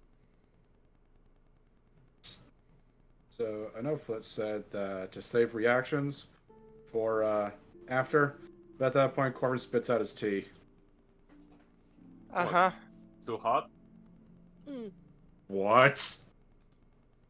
Mm-hmm. Roban. She said hold reactions. And questions, probably. That was Corbin, but yes. That was me. Oh no, he spat out the tea, but then Roban said something. Oh. Yeah, I asked if the tea was too hot. So, last night he carried off, almost strangled me to death, and Reno, oh, blessed Reno, he came in and saved me. He dealt with him, and we retreated to his wizard's tower, where I spent the night, and honestly, we had a long talk about Corladora. Including how, I thought I was gone for maybe 20 years. I was gone for 237 years. And all of my family are long gone. So, Right. Oh my god. You know, just the things you forget about. Yeah, just Corbin, like- you probably would have forgotten about the time distortion because you don't have to fucking worry about it. Hell fucking yes. Yeah. What were you gonna say, Sarah? So, does that make you 237 years old? No, it doesn't work like that. It's more like I stepped out for 237 years and just came back. Well, So you witnessed 237 years in that plane. it does not work like that. She was there for 20 years, essentially, and came back 200 years later from when she disappeared. I'm still lost. It's very complicated, unfortunately. But, Diana According to speaks up and she goes, I rolled a check to see if Diana knew what the time distortion was. Diana speaks up and goes, well, for Flit, it would have been just a moment, but 237 years would have occurred essentially around her. Mm-hmm. That's... wow. So, you said a familiar drow. I can only assume it's my beloved Maya. follow? Yup. Yup. That fucking bastard. Well, he's currently, dead. And I think How? Reno hasn't, I didn't see exactly, what Reno did to the body, but when he attacked me, he kinda choked to death.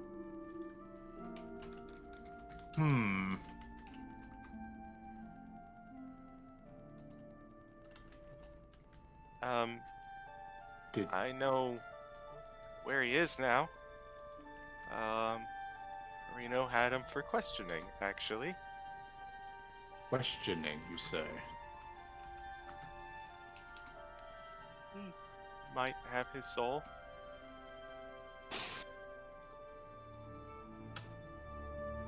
Where is Reno right now? I think he's back in his wizard's tower. But wait. Before you run off, there's a few a little bit more. Apologies.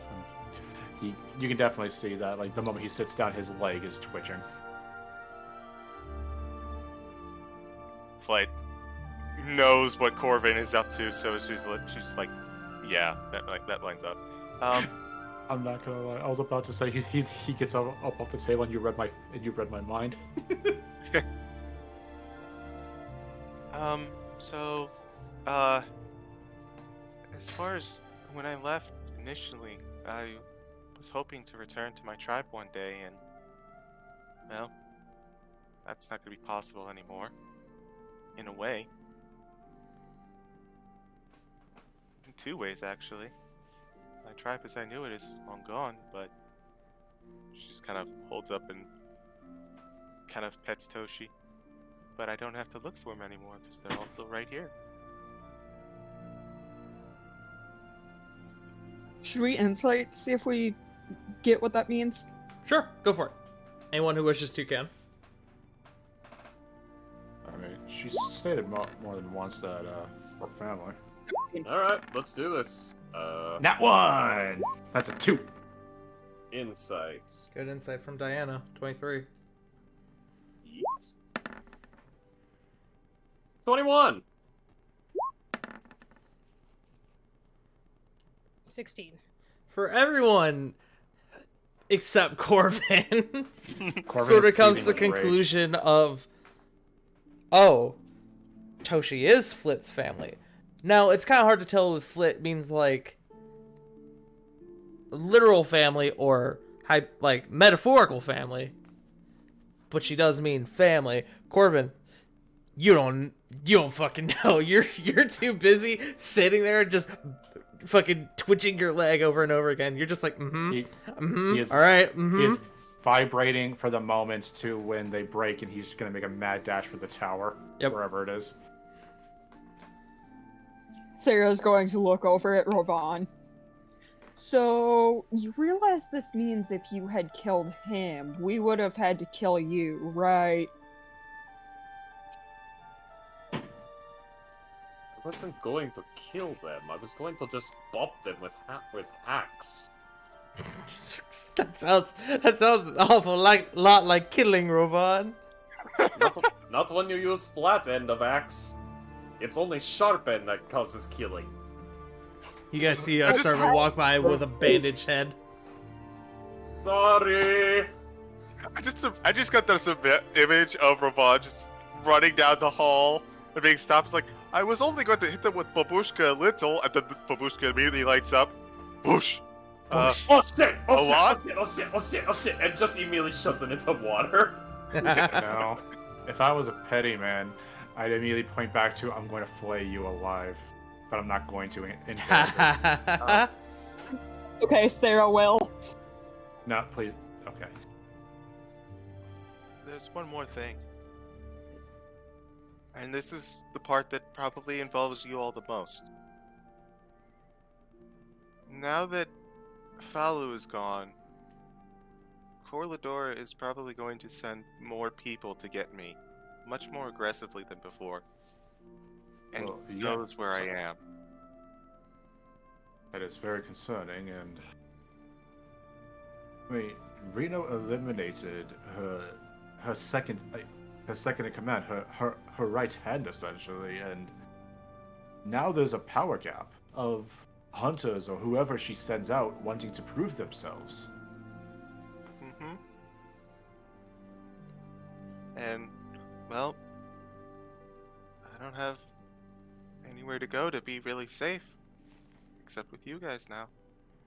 But that also means that they're gonna come for you guys as well. And that's a risk we're willing to take. You're one of us now. We won't leave you behind. And we have faced much worse. We can handle it. And besides, it's free stuff that they're sending us. It's just attached to people. Hey, It's realistic. hey, Tart. Yes. Would Corvin know about some of the capabilities between some of the people that Corlador would be sending? Funny enough, you actually would not. Not Okay. much Oh. is said in Novilus about Corlador's more extreme followers, I should say. Oh God. For Okay. Yeah. the threat that makes of maybe not being around to talk about it. Yeah, that It's makes kind of so one much of those sense. like Yeah. forbidden secrets that everyone's just kind of like, yeah, those guys. What the fuck are you doing, man? Shut up. Yeah, that's about right. Yeah, fucking okay. Well, unfortunately, I can't really say much on the subject because everybody lived in fear of even mentioning it. So unfortunately, when it comes to what they can do or what they're capable of, I'm spent. I've been doing more research in Reno's tower ever since last night, so I'll probably be doing that quite a bit more in days going forward. So he does have books about my home there. Good, I'm good. He looking at Corbin. He did say that it was open to all of us. Good. The more I know about how to get back, the better. Perhaps I could steer her away from you. Hey, Flit. How large is Reno's library? Big. Did you happen to see any books on assassins? I was kind of focused on only one thing.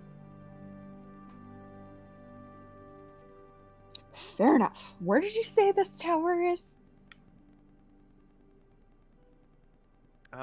It's in. I think he said it was a demi-plane. But I think it's from his room. Sarah will look at Corvin. You can tell his mind is already there. Like his is already like out the door, but he's forcing himself to stay. Flit will look at the two of them. I think that's it. Sarah's looking at. Before getting up, I do thank you for letting us know, and I am very glad you're safe. Lord knows, well, whatever dragon is up there knows. I'm not giving you up. There's no way that Ice Queen is going to be getting her hands on you for whatever reason. Thank you, Corbin. Much like the rest of you all, you're stuck with me as he bolts out the door. You're stuck with me. Bye. Wait, where are you going? We're all still staying here. Diana sort of watches them go, turns to you, Corey. Should we worry about that?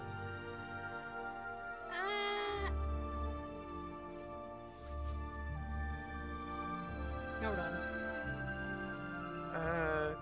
Anybody got some spare rope? Good luck catching me. I I wouldn't mean, be too worried. We'll keep an eye.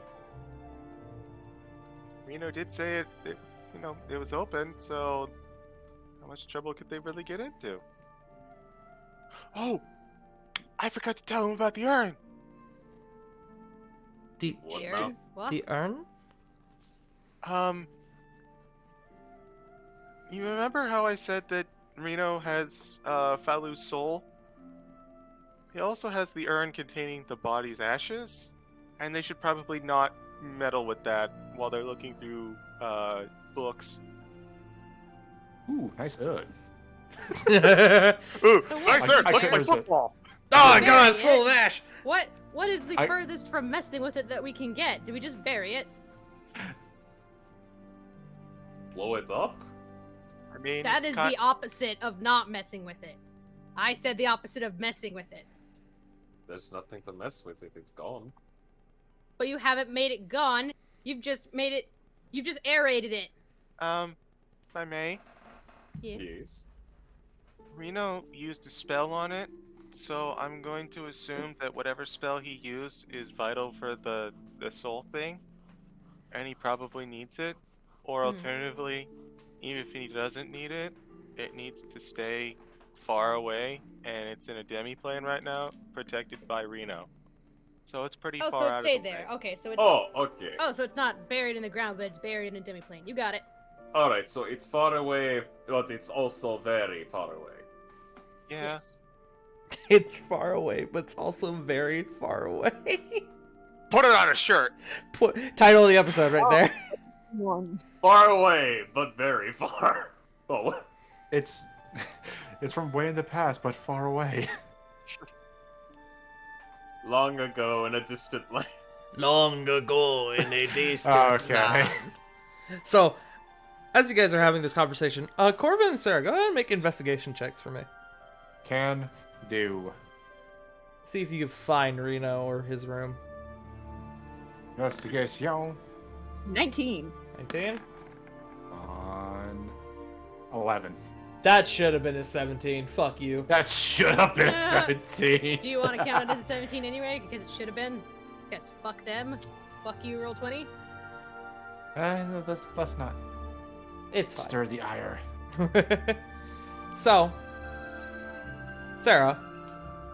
Actually, I'll start with Corvin. Corvin, you're trying. Oh god, I dropped my die. No. See, and that's what happens. The curse of Montezuma.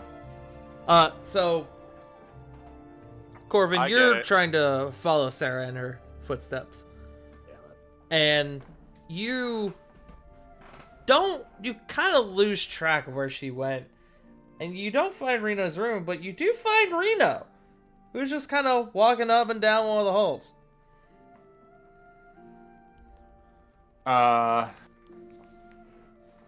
Kind of going to accidentally bump right on into him. Duh. Oh, Corvin. Reno! Oh, just the person I was looking for. Okay, I'm gonna cut all the pleasantries away. Where's your tower at? I am very curious right now.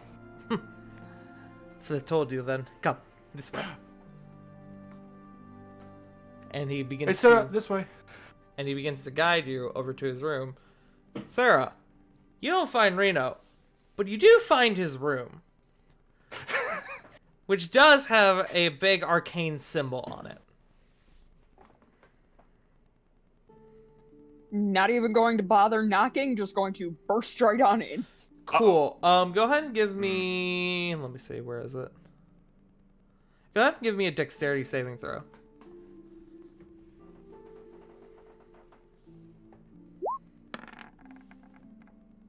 $15. Cool. That's not enough. I need to roll a few d8s here. Oh no! Oh, glyph of warding, maybe. You fuck with the wizard's door, it fucks back. That's what they do. What they do. Oh no! I dropped my d8. They had a D8. Alright. Let's start rolling. Damn it, Jim Frost. I'm sorry.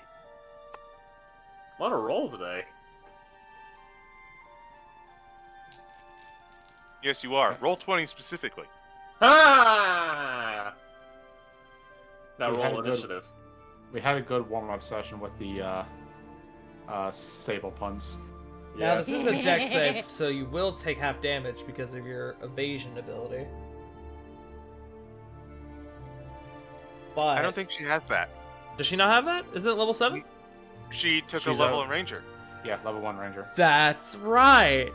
Ah, Oh no. wonderful. I do have uncanny dodge though. But that is for, I'm pretty sure, attacks. Unless somebody can correct me. No, you're right. Oh. Ooh. Yeah, it's for attacks, so it wouldn't count for this. It's okay, you're durable. You take 46 lightning damage.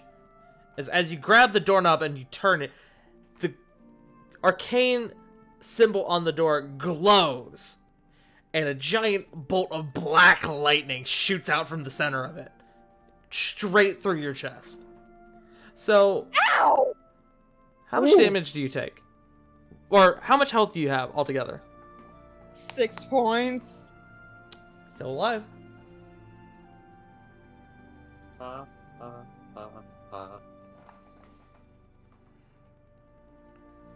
So, all of that to learn that the door is locked. As you jiggle the knob and it doesn't open the door. What the fuck? Ah, I believe Sarah has triggered the glyph of warding. Oh, that makes sense. Hang on. I thought you told Flit that the door was open to all of us. I did. But I also expected you to come find me and not burst into my room. You know what? Fair. Sarah, you see Corvin and Reno come around the corner. Hey, Sarah. I brought the key. Corvin, Sarah's hair is doing like the cartoon thing, where it's just all on end and there's like smoke billowing from one point. I assume That is her. not just a cartoon thing. I assumed her hair was like Wayne Statics. What the hell? I thought Flit said it was open to all of us. Yes. With me in attendance, of course. She neglected to mention that part, but you know what? That feels obvious. Now that I'm thinking about it. Kelly's?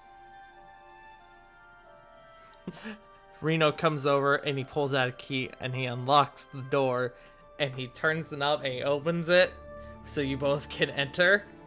And it is a grand tower inside.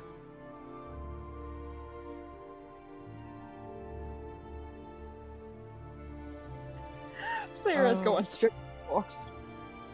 Make me another Slow. dexterity saving no, I'm just kidding. So, which one is the library? Well, the whole tower in itself is a library, but if you're looking for a specific section, and he sort of points to a staircase that sort of along the side. If you go up there, there's an index that will tell you where you can find specific books. I was about to say, would the Dewey Decimal System even exist at this point? That's a good question. Ah, yes, the Rui Resimo system. I know that well. Legally distinct, you see. Yeah, it's whatever. Made by esteemed librarian Scooby Doo.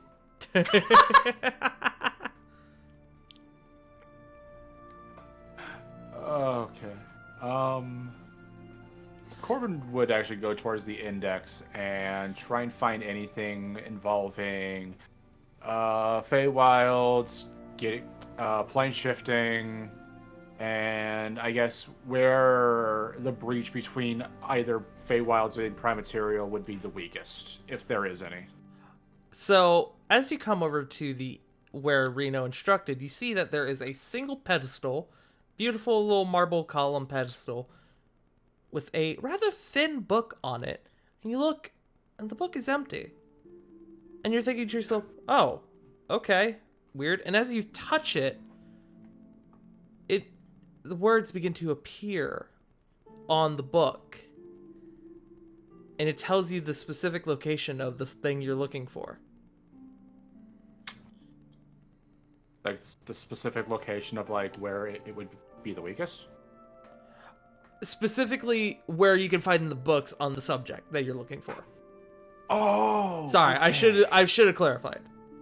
No, you're fine. I got a little confuzzled there. Yeah, he would definitely be heading that. Actually, first thing he would kind of do is start within like, I don't know, 60 feet at this point. Probably. She'd probably want to look at the index just like you. Yeah, I was about to Okay, say, I'm pretty sure Sarah would be right there next to you. Okay, good, because I didn't know if she was or not. He'd kind of look towards Sarah and kind of give her the index. Not give her the index, kind of like hand her the index as well. I'm gonna go this way as he just heads on over there. You feel, Corvin, as you begin to walk, you feel almost guided to a specific section of the library. As if the book, where it told you where it was, but you almost feel like it's giving you directions as you walk. It's weird.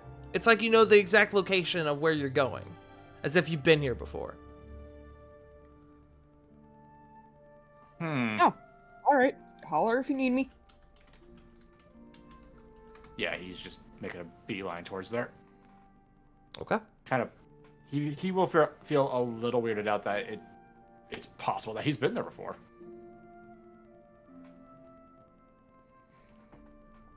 Sarah, what about you? Sarah is looking for books on assassins, specifically the Jagged Rose. You would learn that there is not a book on the Jagged Rose. But there are Okay, then books on assassins, serial killers. You find that there's actually a book on... Holy shit. The name just flew out. Amnon Bloodfire. Jesus. The fucking name just flew out the back of my head. Well, now. Well then, that's a... Ooh, Yeah. That's a spicy meatball. not what I'm looking for, but this could be very useful. So she's going to go find that. In fact, it actually was what you were looking for, according to the index. But technicalities, semantics. The tea be very hot this season. You went in looking for a burger, but then was presented with a steak. I came for copper, but found gold. That's actually a fair analogy. I like that one, Joe. I'm stealing that. So, Corvin, what were we... Actually, go ahead and make me a intelligence check. All right. You got this. You got this, Carvin. You got a +2. Modified 20. 20. Hey, there you go. Remind me one more time exactly what specifically you were looking into. Anything about the Feywilds, plane shifting, as well as if there's any information available, if there's any information available on where the 2 points between the Prime Material and the Feywilds would be the weakest. Okay. Because I have Reading- one assumption. Sorry. No, you're good. Reading into these books, you learn... Sorry, I'm thinking. You learn a lot of... Well, you read up a lot of information that you already know, being from the Feywilds. Sorry, my brain is blanking. One more time. Sorry. You're fine. You're learning about the Feywilds, plane shifting, and where the barrier is weakest. Yes? Yes. Yes. God. So, when looking into the Feywilds in general, you pick up a lot of things that you already know. But when looking into plane shifting there, you learn that a lot of it takes very powerful magic. There's a way to do it with materials that, it's not as powerful magic, but it still requires a lot. It seems like the material components sort of are necessary to make up for the lack of magical ability. And you learn that the weakest point between the Feywilds and the material plane is a mountain in Zandaria called Mount Gushdek. Now we'll type that for you guys. Thank you. Tart, Yes.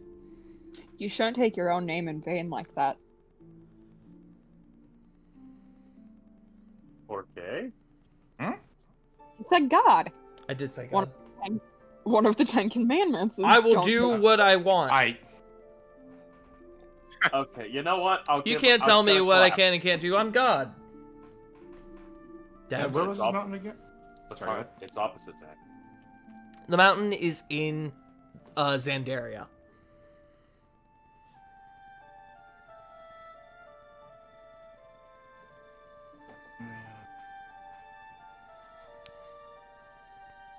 Yes, monkey, you are very cute. No, baby. He's doing the thing where he's like he's trying to roll over and show me his belly. But it's very hot in this room. Okay.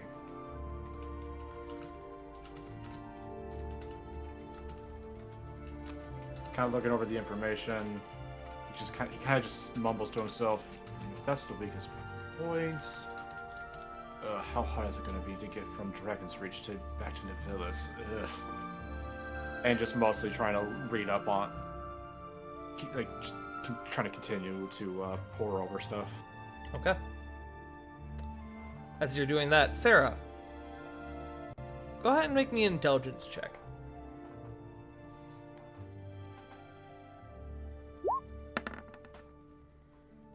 $17. Okay.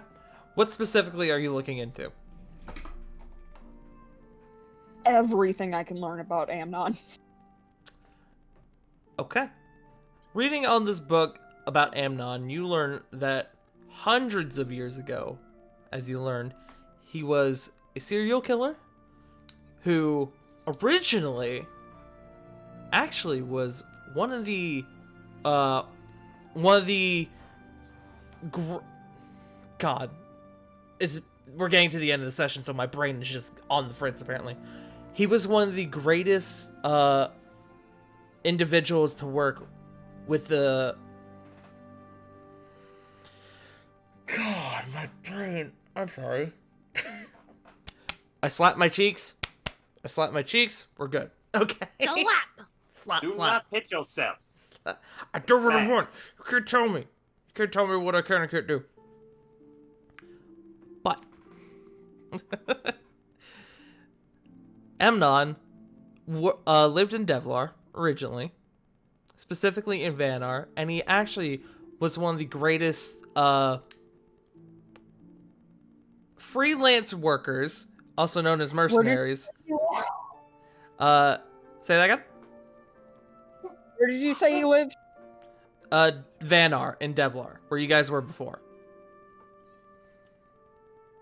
He was one of the greatest mercenaries that had ever been seen. He could get any job done, regardless of the danger, regardless of who he was up against.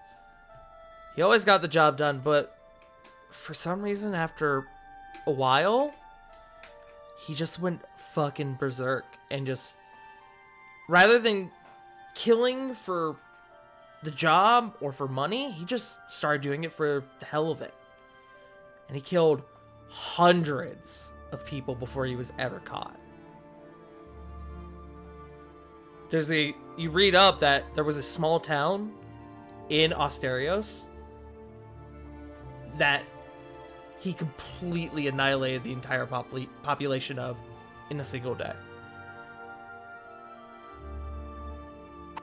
What did you say, massacred? I mean, yeah.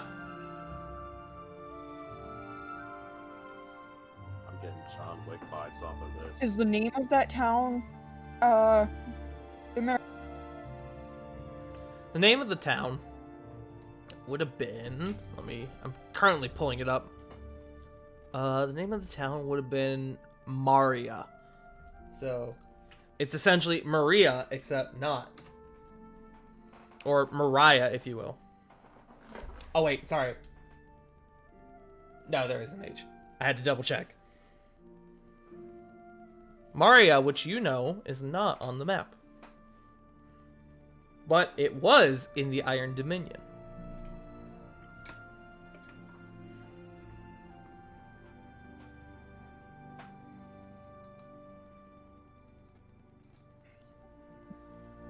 Okay, what else? Oddly enough, looking into this book, you don't learn anything about the Bloodfire Curse. Almost as if it's been omitted for some reason.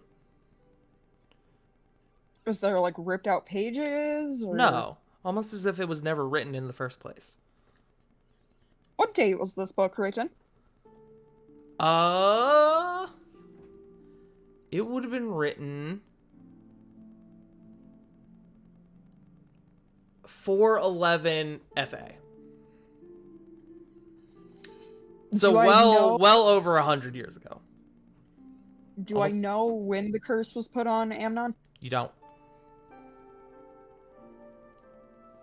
Okay. But reading in, you do then learn about what you already knew, that he was captured. He was then tied to he was tied by his feet and dropped into the sea. Into the Agatal.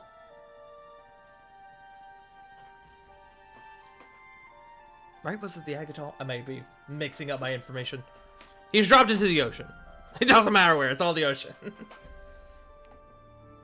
But you also know above game that he was put under a spell that kept him alive for a large amount of time when he was dropped in.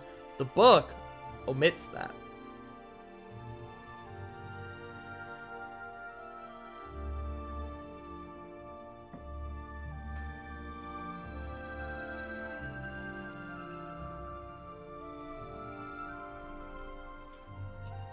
So who all knows the book omitted stuff? Sorry? Is it just Flit that knows that the book omitted things? It is just currently Sarah, not Flit, that knows Sarah, that the sorry. book. Yeah, you're good. It's currently Sarah who knows that the book has omitted things.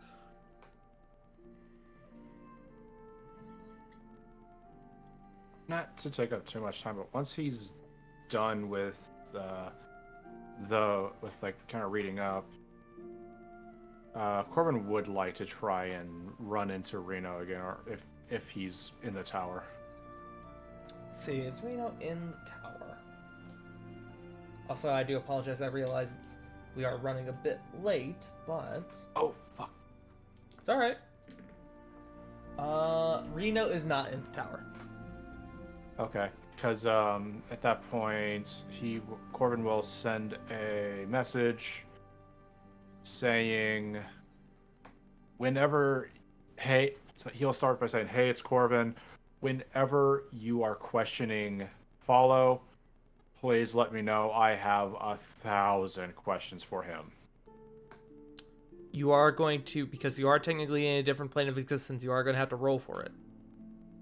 Right. All right, let's fucking do it. 33. Okay, yeah, you're fine. Okay. Anything else for me, Tart? Not really. Okay. Corvin, you get a message saying, "I will do just that."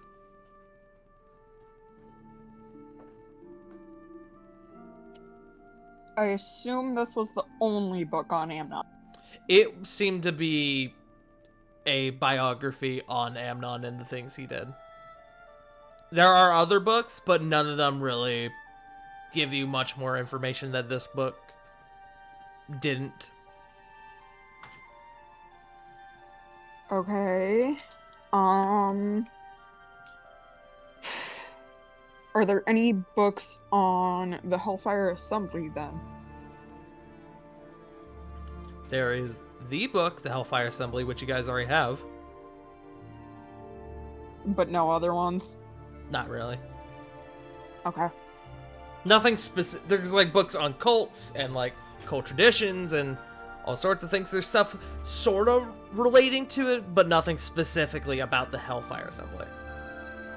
Besides the book you guys already have. Which that book is in the library.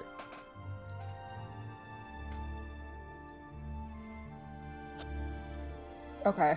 I don't think I have anything else though. Okay. The rest of you guys see Reno come in. As you're sitting there, kind of talking amongst yourselves, and still eating your breakfast, Reno comes in and goes, "Well, Sarah tripped the glyph of warding on the door, but she's alright. Surprisingly."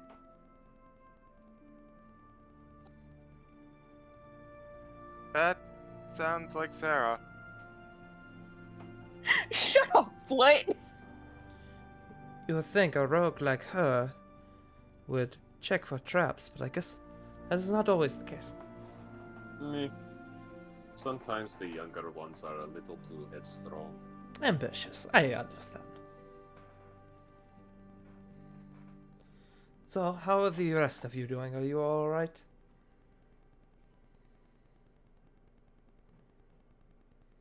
I'm feeling a lot better. Good, I'm glad.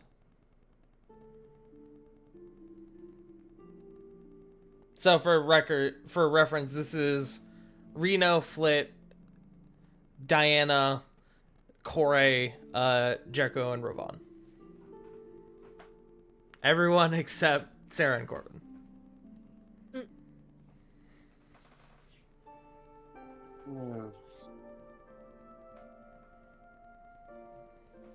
This actually has me concerned, now that I think about it. As it should. It's a very serious matter. Also with the timing. Winter Solstice Gala coming up as close as it is. Massive party. Large crowd of people. I'll tell security to up it. Double check and triple check every person's identity. Agreed. Stronger barriers. Lockdown areas that should not be accessible by normal individuals. I wonder if there's a way to ban certain magics from being used here during the party. And a way to keep certain weaponry out of hands. There is.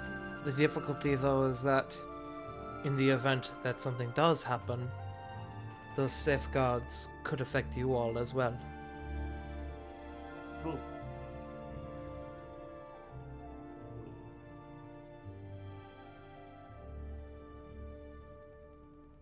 Is there a panic room? More or less. Direct route, or is there a secondary route that can be made? Just in case. He sort of thinks for a moment. Both. Good.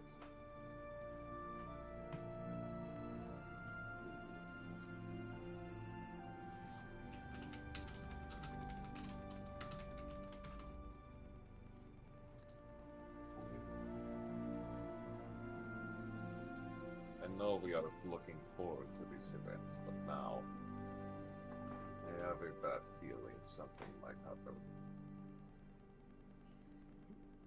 Well, in the event if anything occurs, I fully expect that the guard, as well as you all being here with us, will be able to handle whatever comes our way. Because together we are very strong.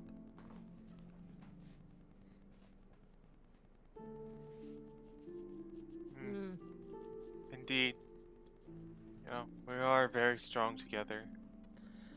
Agreed. I was going to have this conversation with you all, with Corvin and Sarah, but they seem to be hitting the books, if you will. And you see he begins to sort of sit down at the table. Everything alright? Yes. I have come to the conclusion that, I guess with everything going on, it only makes sense to tell you who I really am. And that is where we're going to end tonight.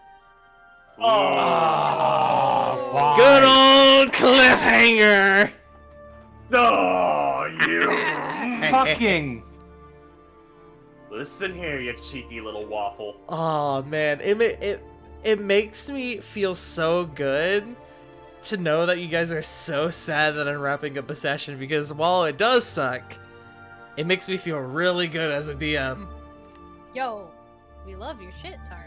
Yeah, We it's love good what you do for us storytelling, each my week. guy. Yes. I'm so glad you do.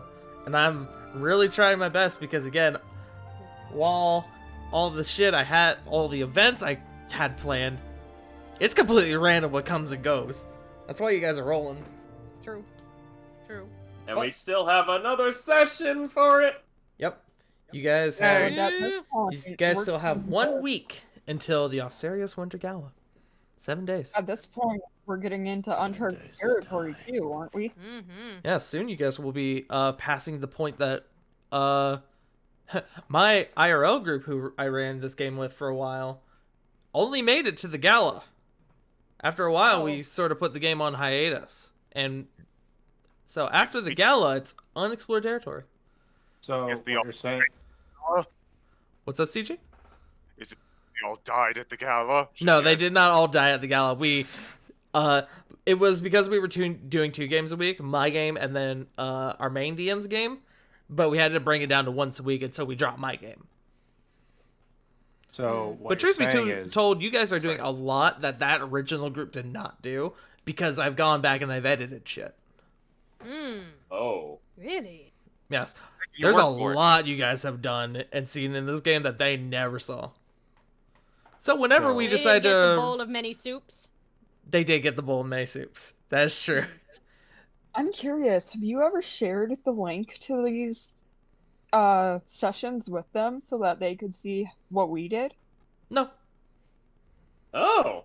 because Oh, eventually, whenever we finish our main game with them, we're gonna do our reboot of this game. Oh, okay, Ah. fine. No, they Yeah. better not see ours. They cannot watch it.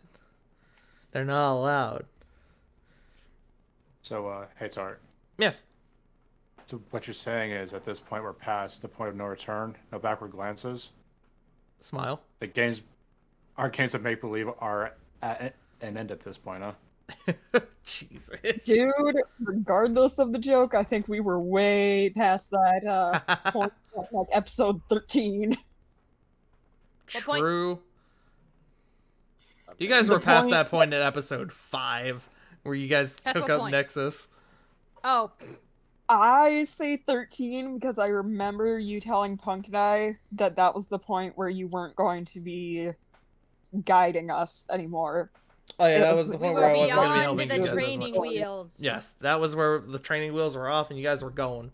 But, ladies and gentlemen, this has been War of the Shattered Sun, episode 39. Yeah. Thank you all so much for joining us tonight. Sarah, where can people find you? They can find me at twitch.tv/wolfstalker16. Starting Wednesday, I'm going to be streaming probably every night for about 5 days. Mhm. Because I'm going up to the cities to dog sit. I will have the house to myself. Nice. Hey, nice. Hell yeah. Nice. I'm going to have that for, like, a week in July. I'm really excited. I never have the house to myself anymore.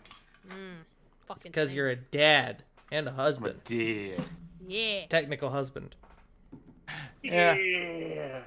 It's a shame common law marriages aren't recognized in my state. Yeah. That's alright. Oh well. Is that all you got, Sarah? Yes it is. Alright. I'm going to shout out our dear friend, that one Schmuck01, who unfortunately was not with us tonight, but you will remember them fondly. And you can find them at twitch.tv/thatoneschmuck01, where they have been recently playing Yakuza 5, as well as on Fridays, where they do the Elder Scrolls 5 Skyrim as Jericho. Sturm. Neat. Skirm. Really quick, I do need to head out. I need to get to Yeah. bed. Yeah, don't worry. Yeah. You have Have a good night, Sarah. Night, Talk Sarah. to you guys later. Night, Sarah. We love you. Hey. Love you too, Punk. Aw. No. Ouch. Oh. My leg. My leg! Alright, Frank, calm down. Alright, Punk, your turn. Where can people Hi. find Sorry, you? Harley bashed my knee into my desk. Oh no. Yeah. Hello everyone, my name is Punkyard Dog. You can find me on Twitch, Twitter, and Instagram at Punkyard Dog. Only thing coming up this week might be a horror stream. I will keep everyone updated on my Twitter. The Saturday is Shoshinsha Saturdays, which is where me, Tart, maybe some other friends who come by help me go through the Yakuza series. Right now we're on Yakuza 0, the very beginning. Yes. We've got some art coming soon, done by the Yes. lovely Caitlin. Art Pog. Art Pog. Mm-hmm. I look damn good as Majima. Yeah! That's all you got, dear friend. Hmm? Is that all you got, dear friend? I think so. Yeah. All right. CG, where can people find you? You can find me nowhere because I'm not a big fan of the social medias. But you can find me here tomorrow for the Curse of Strahd. Yes. For the first time in the longest time, I don't have anything cryptic to throw you guys this way for the hook. Wait, so I can't do the laugh. I mean, sarcastically. It's just We not the also same. normally have a title made pre-session, but CG didn't have one for this week, so we're gonna see what happens tomorrow. I'll do just a touch of spoiler on this one. This is the first time in a long time where, like, you guys don't have a very obvious next point. Mm-hmm. It's all kind And- of ambiguous. Yeah. Yeah. So there's a lot of different ways that this could go, and we're just going to see where the party takes the story.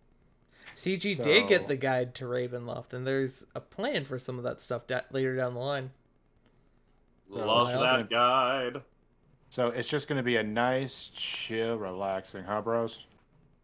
Man, I can't believe we defeated Strahd. Thank God we never have to deal with anything like this ever again. Smile. On this innocuous train. Oh, hey, look! The mists are opening up. Oh Maybe we look, could get the up- flesh train. I too enjoy Demon Slayer. On that note, Joe, that's it for me. Joe, where can people find you? I mean, if you want to, you can go ahead and follow my Twitter at @thejoemojo.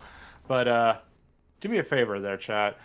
Go ahead and go to, if you're already on Twitter, go to Kelly4Anime and twitch.tv/KellyAFU. Mostly, from what I've seen, a bunch of VR chat streams, fighting game streams, and they are a fantastic individual. You should definitely go in there, and all you have to do is, when you're when you're in her chat, for me, please, /ME spray bottle. Because seriously, she needs to calm down. True. Alright. Hell yeah. J Frost. My mans. Yosh. Where can people find you?